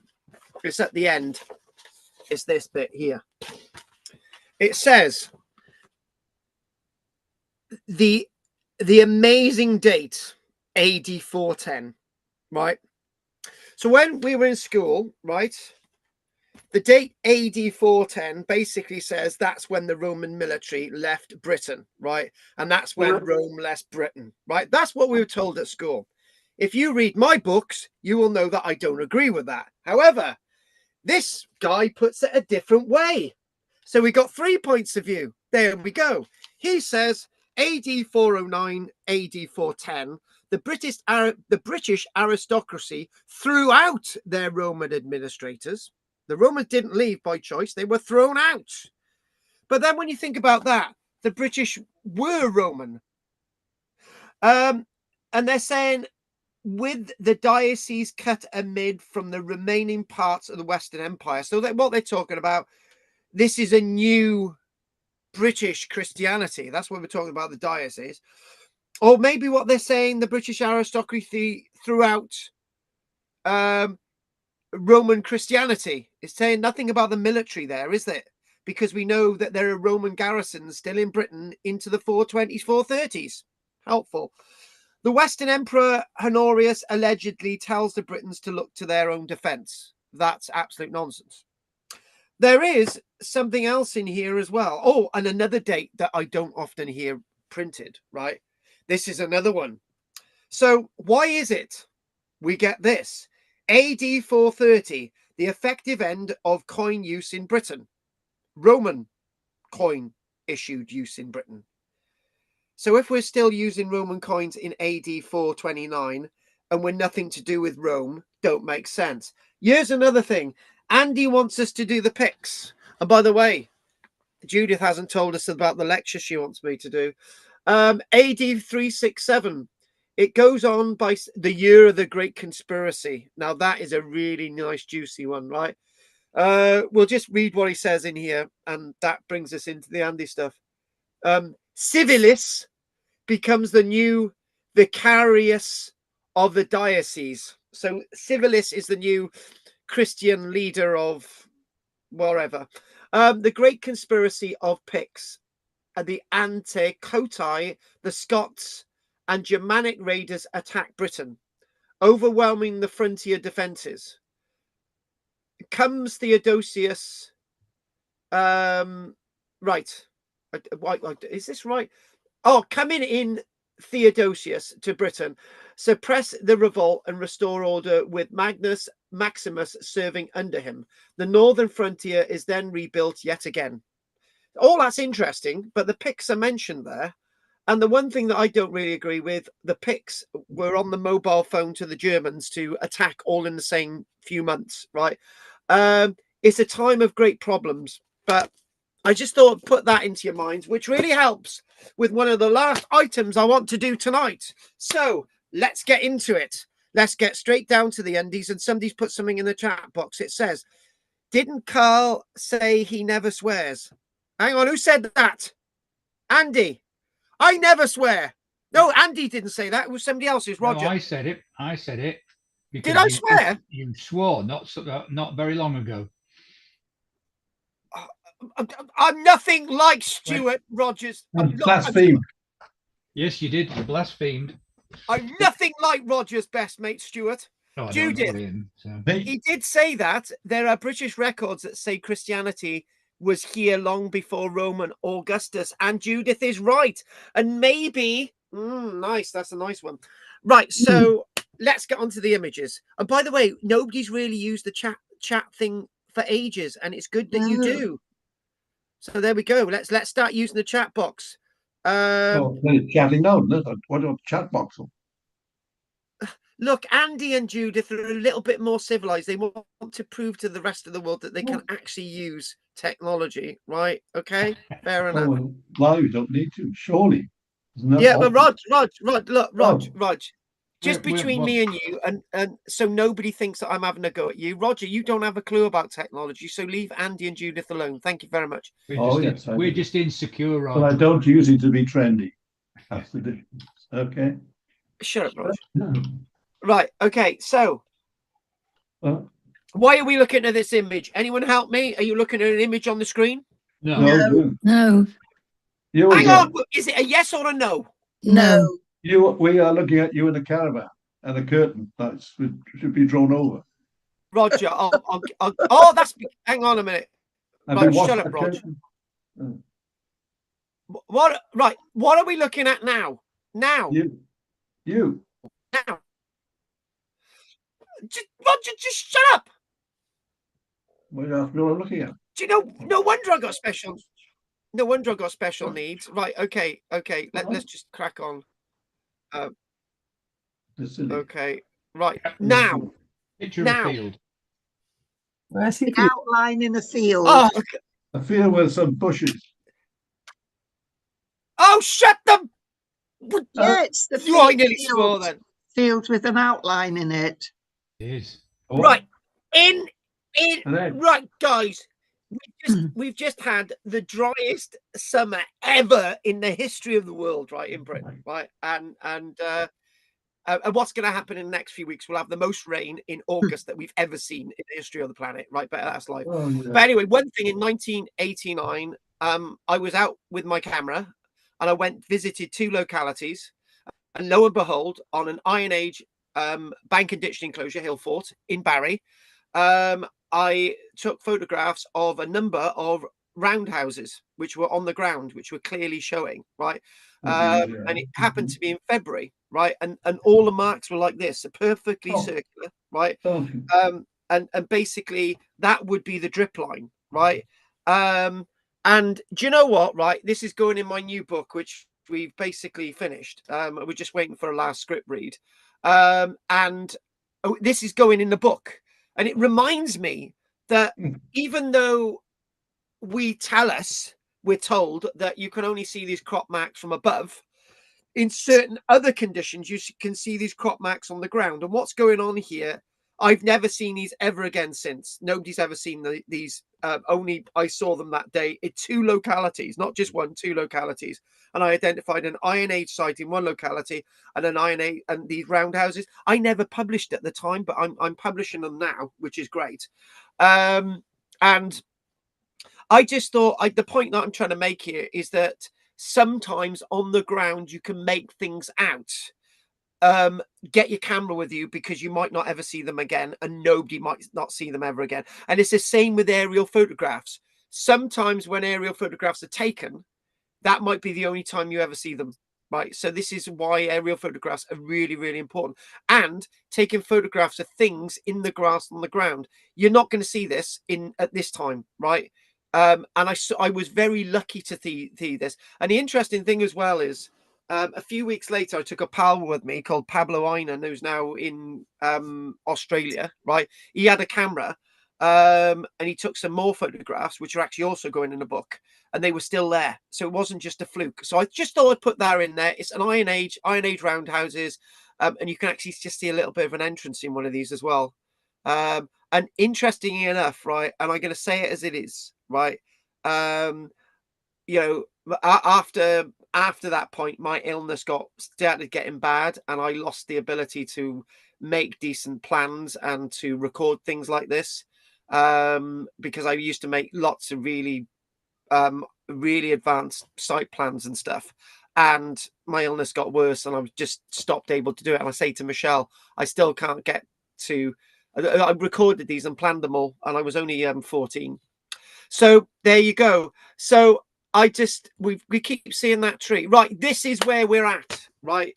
Now we've just started testing out the technology for this, and it's a medieval site. And what we're doing is that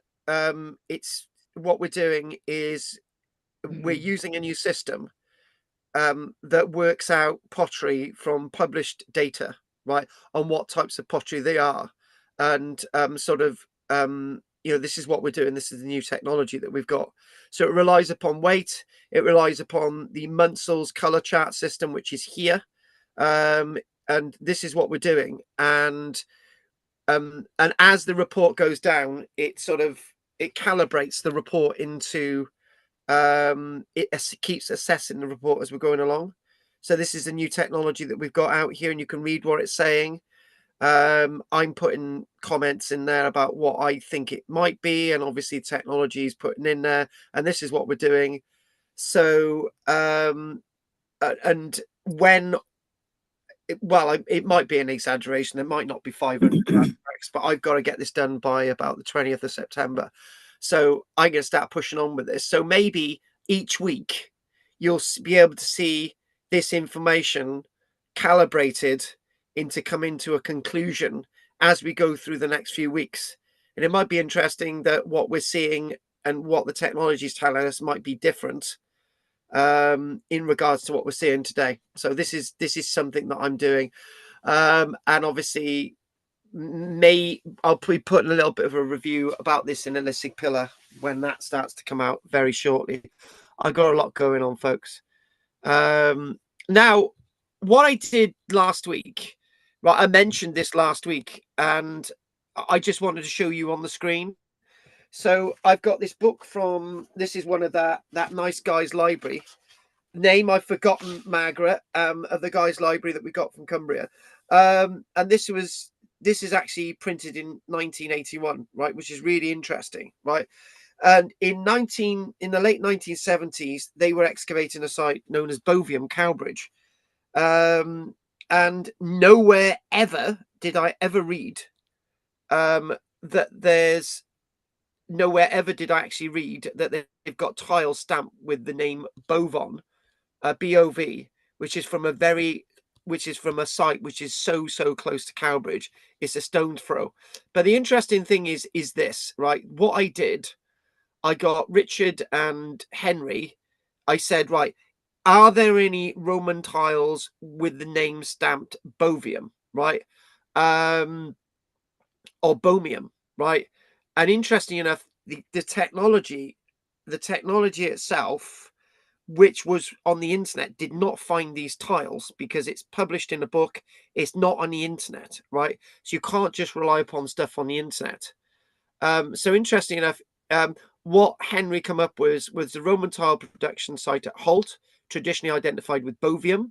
So this is in North Wales, not South Wales.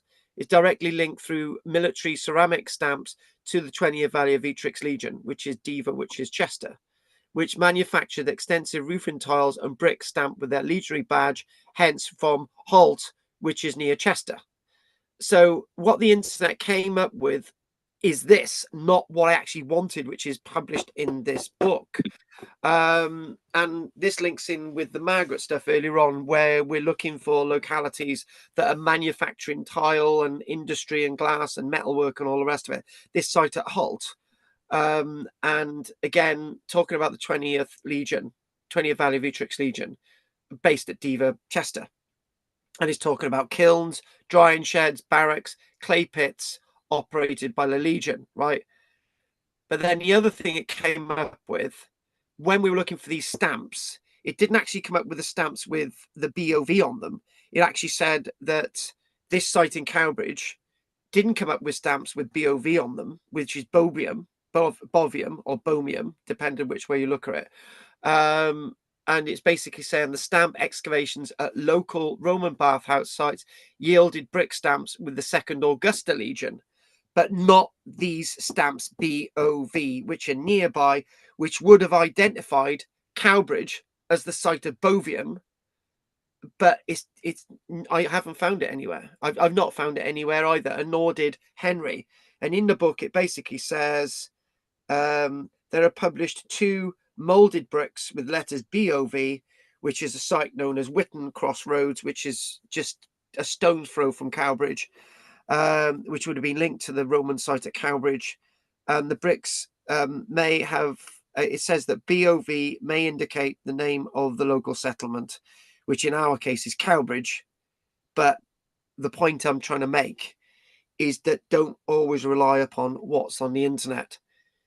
William knows this, that he goes out, looks at books and gets stuff from books, which is very, very useful, which we're very grateful for. So I just thought I'd mention that. We did mention this last week, and we've got, I do believe, just a couple of other things to go tonight, and it's going to be shorter class tonight. It will be, I promise, maybe. And I'm just going to make sure that we've got, hang on a minute. Oh. There's the sheep. Am I just thinking that I've just got that left tonight? Oh yeah, we might have just that left tonight. Right. So I was, yeah, I think. Can I just double check my notes a minute to see if this is what I've got left tonight? So we got that there. We've done that. I probably didn't spend as much time as that as I wanted to do. Oh right, yeah. So it's not exactly as much as I thought tonight. So we've just got that one thing left. So here we go. And where's my? I've got the image. I've just lost it. Right. So there. Oh, there we go. Got it. Excellent. So Michelle, this is. Are you seeing like a read type thing on the screen? Yeah. Yes. Roger. Yeah, you said, Gina, you sounded a bit like Roger now, so it's a bit worrying. So basically, you can't see it, but underneath this, right, was actually a render, right? It's all gone because the weather in West Wales, there's what's left of the outside render of the roundhouse that we got in West Wales, right? So basically, the rain had washed it all off. So the point is that to secure the this, what we were going to do, we were going to render the reeds, right? And then it turned out in summer there's been no moisture, The clay has decayed. All our stuff that we'd rendered the outside with and painted it is gone, right? So I thought I needed a solution, right? Anyway, going back to what my university lecturer said at the beginning of this presentation tonight, I basically said that my old lecturer, Simon Clark, asked me the question, did they render the outside of Brock's? And naturally, you know, they didn't, because there's no archaeological evidence for it. And there might be a good reason why there's no archaeological evidence for it, is because I did something the other day, right, without knowing that I may have actually solved the problem, right? So what I did, I got some linen, right, and I stretched it over, because we've got a building that we've got panels like this on the outside. It's not exactly round, right? So on the other side of the door, you can basically see what I've done, right? I've stretched linen, right? And I've got any old paint and I've painted it over, right? This linen is now waterproof. And then Michelle said, what we're going to do, we're going to put some reeds on top of the linen, and then she's going to render over that. But she doesn't really need to, right? But obviously putting reeds on the outside of this looks okay, whatever. But she doesn't really actually need to do that, right? And then I realized something, right? And we've got a reconstructed drawing coming up now, and that's it for tonight. You've got to see the reconstructed drawing. But I actually started to realize that if you stretch skins on the outsides of these stone buildings, and you treated them with you treated them with some kind of paint, right, which was available to the people back then, whether it's a mixture of oils with a fixative of yolk, or other fixatives, right? This is what you come up with. Well, this is like modern sort of external paints, but this is actually this linen, right, is solid, right? If I took this linen and put it outside now, it just wouldn't bend in the wind, right? It's like a solid thing, right? And this is like a waterproof on the outside of the building. And then when we come to this, right? And this is absolutely brilliant, right? So so when you think about it, you think, right, okay, so you built the structure, right? You know, the roof itself, we've mentioned about. This is actually quite an interesting one. They've got a vent on the roof, but there you go. And we've talked about roofs a lot, but this is not about roofing today. It's really not. It's about the size of the buildings. And interestingly enough, if you've got a dry stone building, right, between these gaps, the wind is going to howl through, right? So in other words, if you've got a fire in the middle, right, the fire is always going to go out in these high winds, right? So if you simply, right, stretch hides or textiles like this, right, and then you obviously make it a little bit taut, right?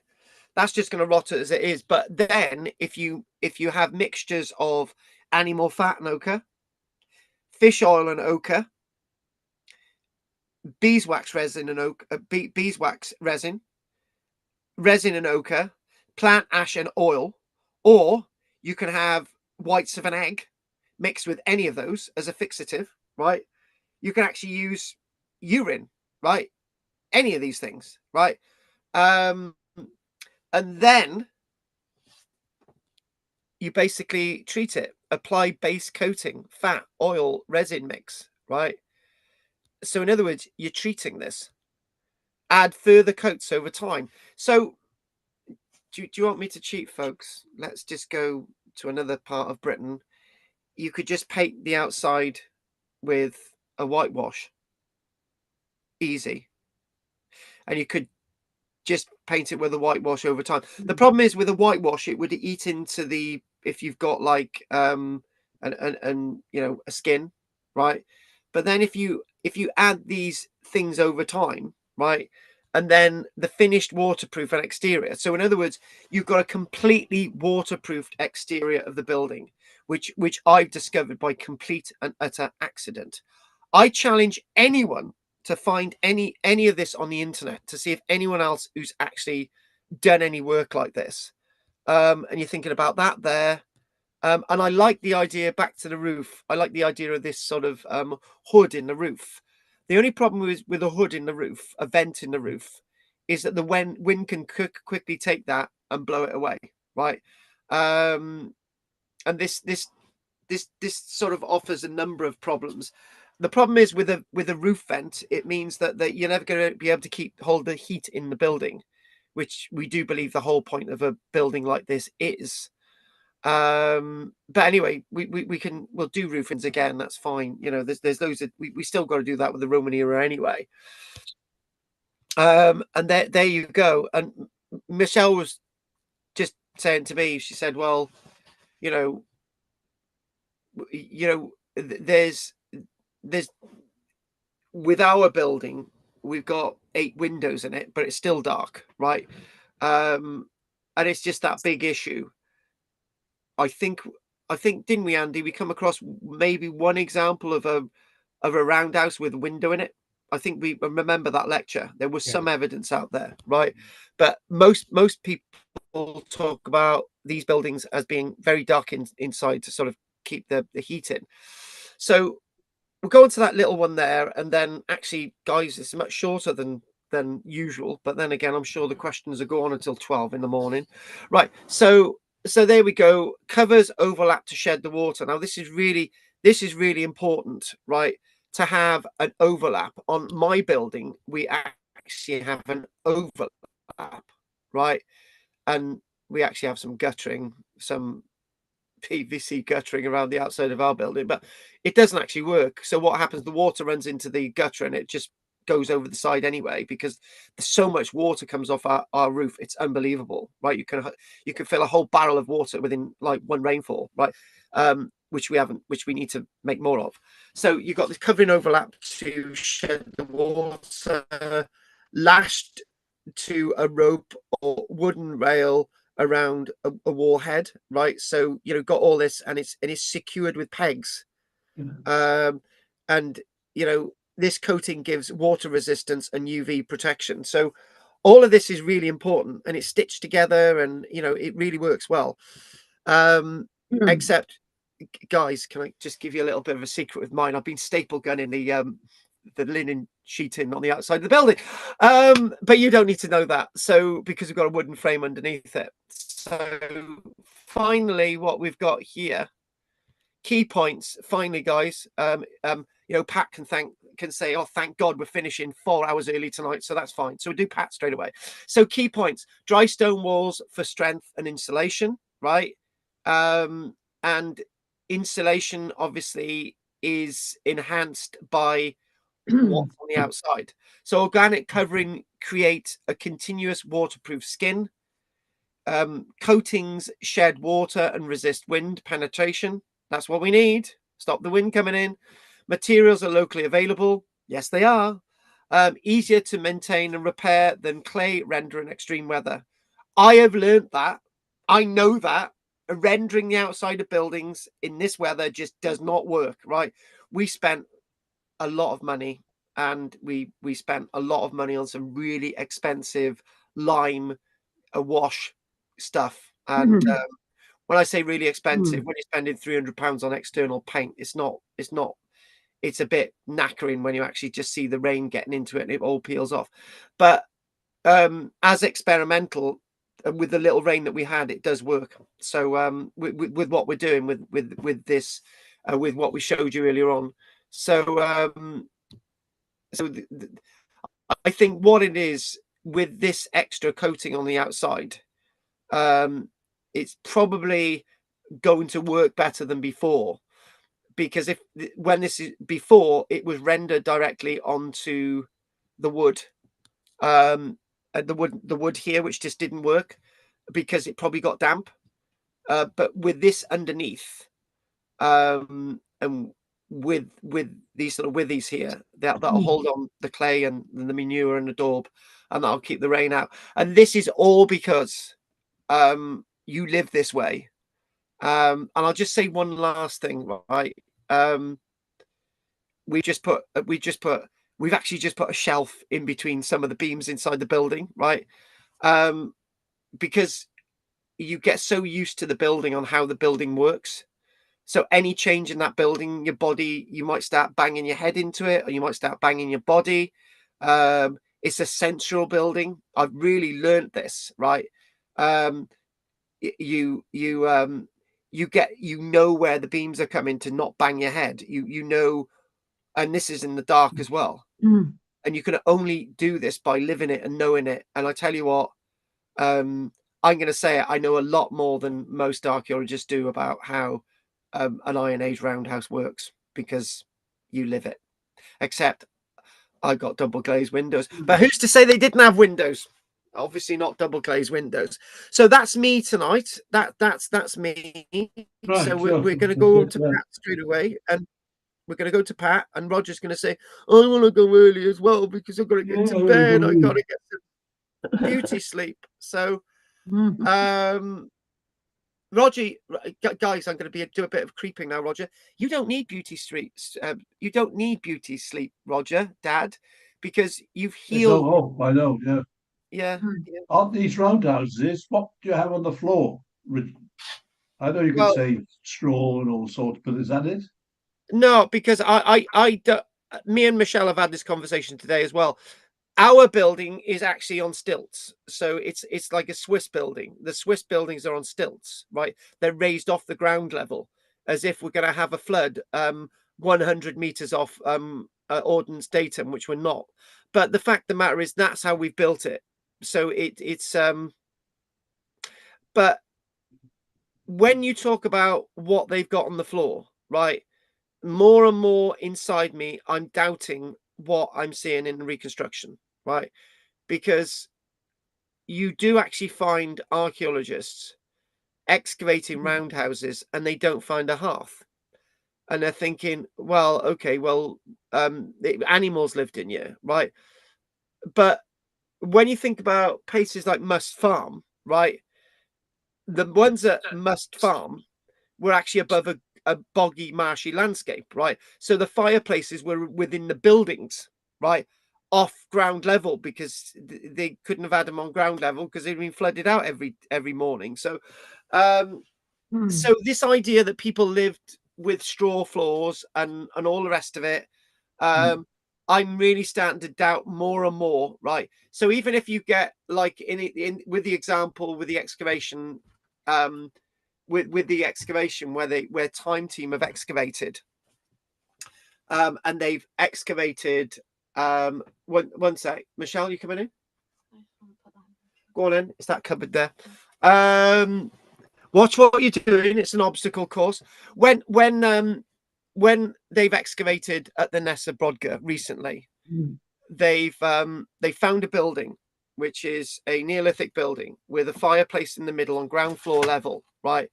And they obviously, the reconstructions are going to be people sat around the fireplace on ground floor level. But what is around that fire? There's going to be multiple blankets, multiple skins, multiple debris, multiple things to make the floor comfortable. These people lived in a soft world. They didn't live in a world of stone, right? They lived in a world of comfort, right? They soon realized that if you just put things on the floor, right, it would make the landscape comfortable, right? So I'm not thinking about ash and dust and straw.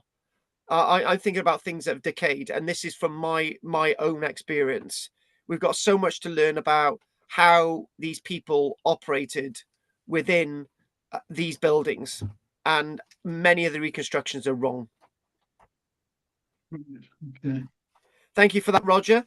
Okay, Pat, is there anything you want to say? Because if you want to go, Pat, you can go earlier than you did last week by half an hour. Okay. No, there's nothing I want to say. Thank you.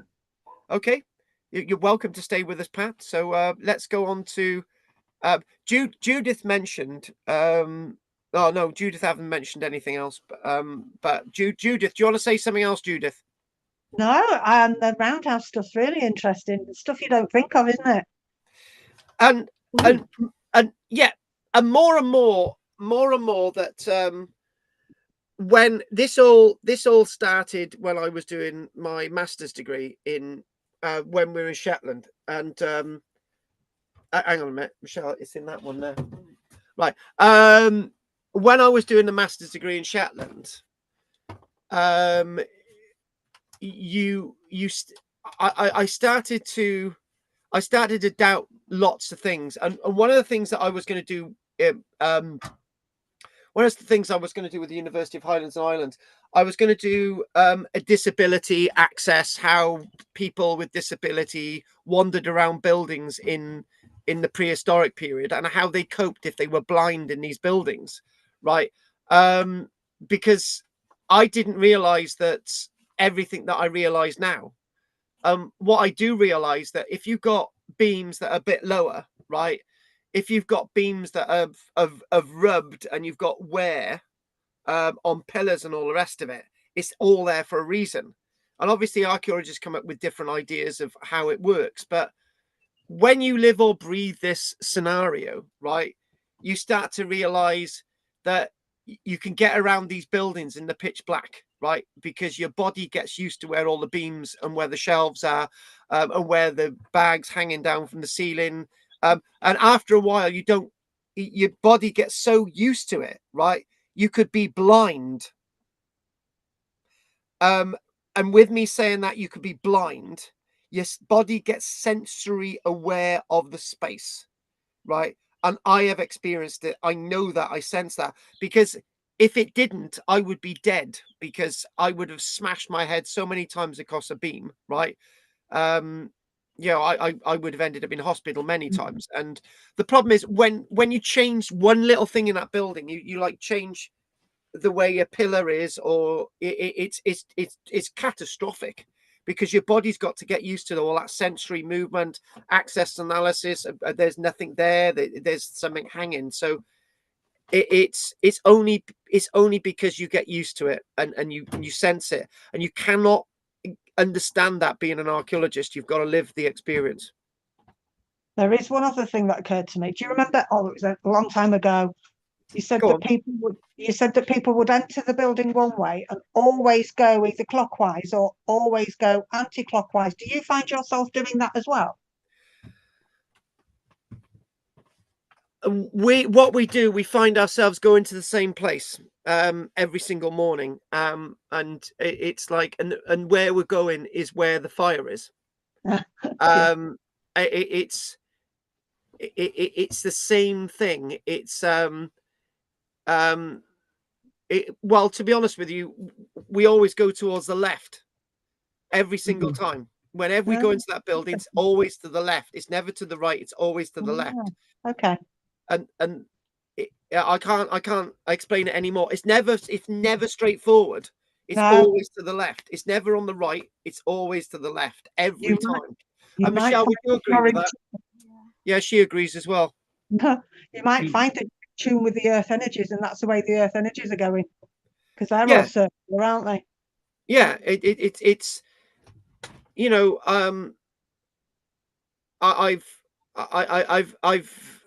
I don't know if I mentioned it to you or I mentioned it to somebody today. I probably did. My idea of Valhalla is if I, you know, these dreams, if we ever come into a lot of money, obviously, Margaret knows that I'm taking her off on a dodgy weekend with the rest of you guys.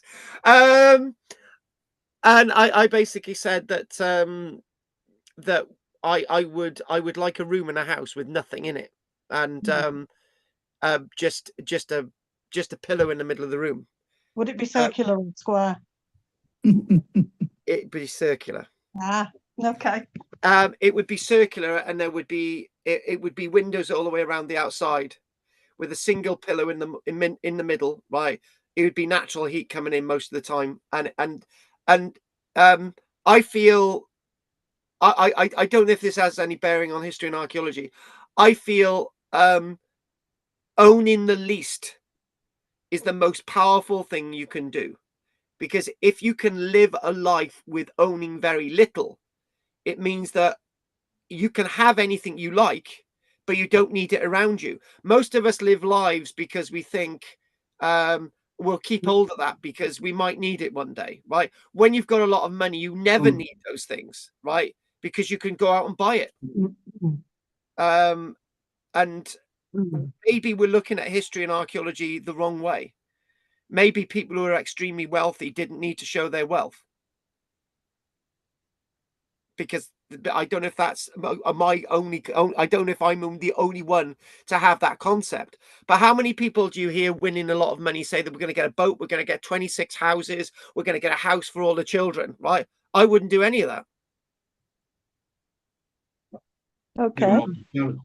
Anyway, Judith, anything else? No, that was it. Thank you. Andy? No, I don't think so. It's already been covered. Thank you. Okay. Drina? I was thinking the roundhouse would be very dark inside. It is. And that the activities they did would be all outside. But then again, most of Michelle's activities are carving pendants and honing bits of string, and that is usually inside. Right. She makes craft things. I don't know if that answers your question, but the problem is with that, Gina, it really works in the summer months, but when most of the hours in the winter are dark, right, you've got to work inside. Yeah. So in your home. Yeah. So anything else, Gina? No, that's it. Okay. We've got 2 left, and it's a night, and we'll be finishing before 10. Amazing. Shocking. Good. Get the news on then. Good. Shut up, Rog. Nobody wants to know the news. Right. No, it's bad news. Okay. Well, it is bad now, isn't it? It is. Yeah. Do you know, news. The problem is with modern news makes you wonder about the past. This horrible thing that happened up north in the car. The first thing that they say was it was to do with people doing something on TikTok, and now it's turned out it's a major crime ring. And if you put this on parallels in the past, right? Historians are writing things in the past, and their work has survived, and we believe every single word of it, right? How do we know that they weren't completely wrong? Yeah, there we go. Margaret, anything you want to say other than what? Yeah. I watched a program recently about Mongolia and the yurts, the people. They say about 30% of the population are still nomadic and travel around, and they live in the yurts, and then they can dismantle them so quickly and pile them onto. They transfer them to the next place that they want to go. Yeah. And they're so comfortable and so warm. And they use sheep's wool, a lot of sheep's wool. I don't know what they had on the floors. I'm really not sure. But they look really comfortable. And I think they're like a lattice work, wooden interior. Yeah. And can I interrupt before you carry on? I'll interrupt that, and then you carry on and you finish. We've got the only thing, we've got 2 chairs in this building. That's it, right? I stopped sitting on my chair two months ago, right? And I said to Michelle, where do you sit then? I sit on the floor. On the roof. I'd never get up if I sat on the floor. But I sit on the floor. I've got 2 pillows and I sit on the floor. I can sit on the chair, but I sit on the floor. Well, you must have really good knees then. Well, he's younger as well. Shut up, Rog. But anyway, the point is that you get used to you get used to adaptation, and you don't feel you need to have different things, right? And I don't know. Anyway, carry on, Margaret. I thought that was relevant. Go on. Well, the yurts, they can get mold. They need a good airflow. Otherwise, they can get quite moldy. Yeah. There used to be one in the cafe. I get mold in my house because it's insulated too well. You get moldy? I've got cavity wall insulation. I've got triple glazing. I do like the windows open in the bedroom, but I do get mold, and they say it can be because it's too well insulated. Too closed up. Opening the doors in the day. As soon as I get up, opening half the windows and open the door. Yeah. Ventilate. It's okay having a comfortable house, no drafts, but that's not natural. So you put up with a draft to be natural. It's a simple thing, but it's not easy sometimes. No, that's true. So modern living in these modern houses isn't always the best, is it? No, it's not. No. It's not. It's not. And anything else, Margaret? No. Enjoyed it. Thank you. Good. If nobody else has got anything else to say, we're going to ask Will. Go for it, Will. If your roundhouse is made of stones, as per that photograph that you showed, first of all, they won't render on the outside. If you've stayed behind or camped behind a dry stone wall in a field, it's windproof, generally, depending on the thickness of the wall. So if you've got a property constructed of stone, it's going to be windproof. So you're not concerned about the external part of it. But I would say to you that internally, you will have moisture retention. You will have damp. Talking about mildew, Margaret, you need a dehumidifier in your property. I've got one. You need to circle in the amount of water you need. But the concept of saying you hang furs on the walls, depending on the height of the roundhouse, because you'll get moisture from the humans, you get moisture from the animals, you get moisture from the cooking, and you get moisture from the fire when you burn whatever it is you're burning, whether it's timber, coal, it doesn't matter. You'll have moisture. You'll have condensation when the temperature drops below 10 degrees inside the property. The moisture itself will go into the ground, which causes damp, which means you need rushes or something. Even if you put furs on them, you need an insulating layer. Rushes on the floor will absorb the moisture. You put your furs down, you lie on your furs if you're not sleeping on wooden pallets, which you may not have had 2,000 years ago, may not have been the thing, and you'd have a significant problem. You'd also have that problem with bronchitis and tuberculosis, and you'd have people dying at an earlier age, which they might have done anyway. So it's a different form of analysis to look at how that building is constructed. And that's the problem with modern buildings. We got the wrong concept about saying keep everything out. It's not necessarily about keeping everything out. It's keeping the right balance. Yeah, and I agree. And the one interesting thing with the building that we've got, right? We've got no mold. And for whatever reason it works. But the one thing that we do have is because we never completed the floor level, right? Because it was supposed to be insulated underneath, right? Because it's boarded, right? Some of the gaps between the boards are sealed, but we do have areas of the board that you do have flow of air coming up from the bottom, right? And that works because we don't have damp. We don't have any of that. But then again, this isn't a building based on modern standards. So yeah, so there's loads of different ways of looking at this. Didn't the Brocks have cavity walls? They had cavity walls, but the weird thing is, some of the archaeological evidence to some of the Brocks tell us that they had render on the inside. Did they? Yeah. Okay. So it's trying to interpret how the past worked, as what I was saying, as Will was saying. It's a very difficult thing altogether. So, okay, folks. Anyone? My God, it's going to happen again. Anyone else got anything else they want to say? Just going to say that's interesting on the Brocks, on the rendering on the inside of the cavity wall, because that will trap air and insulate it with air then,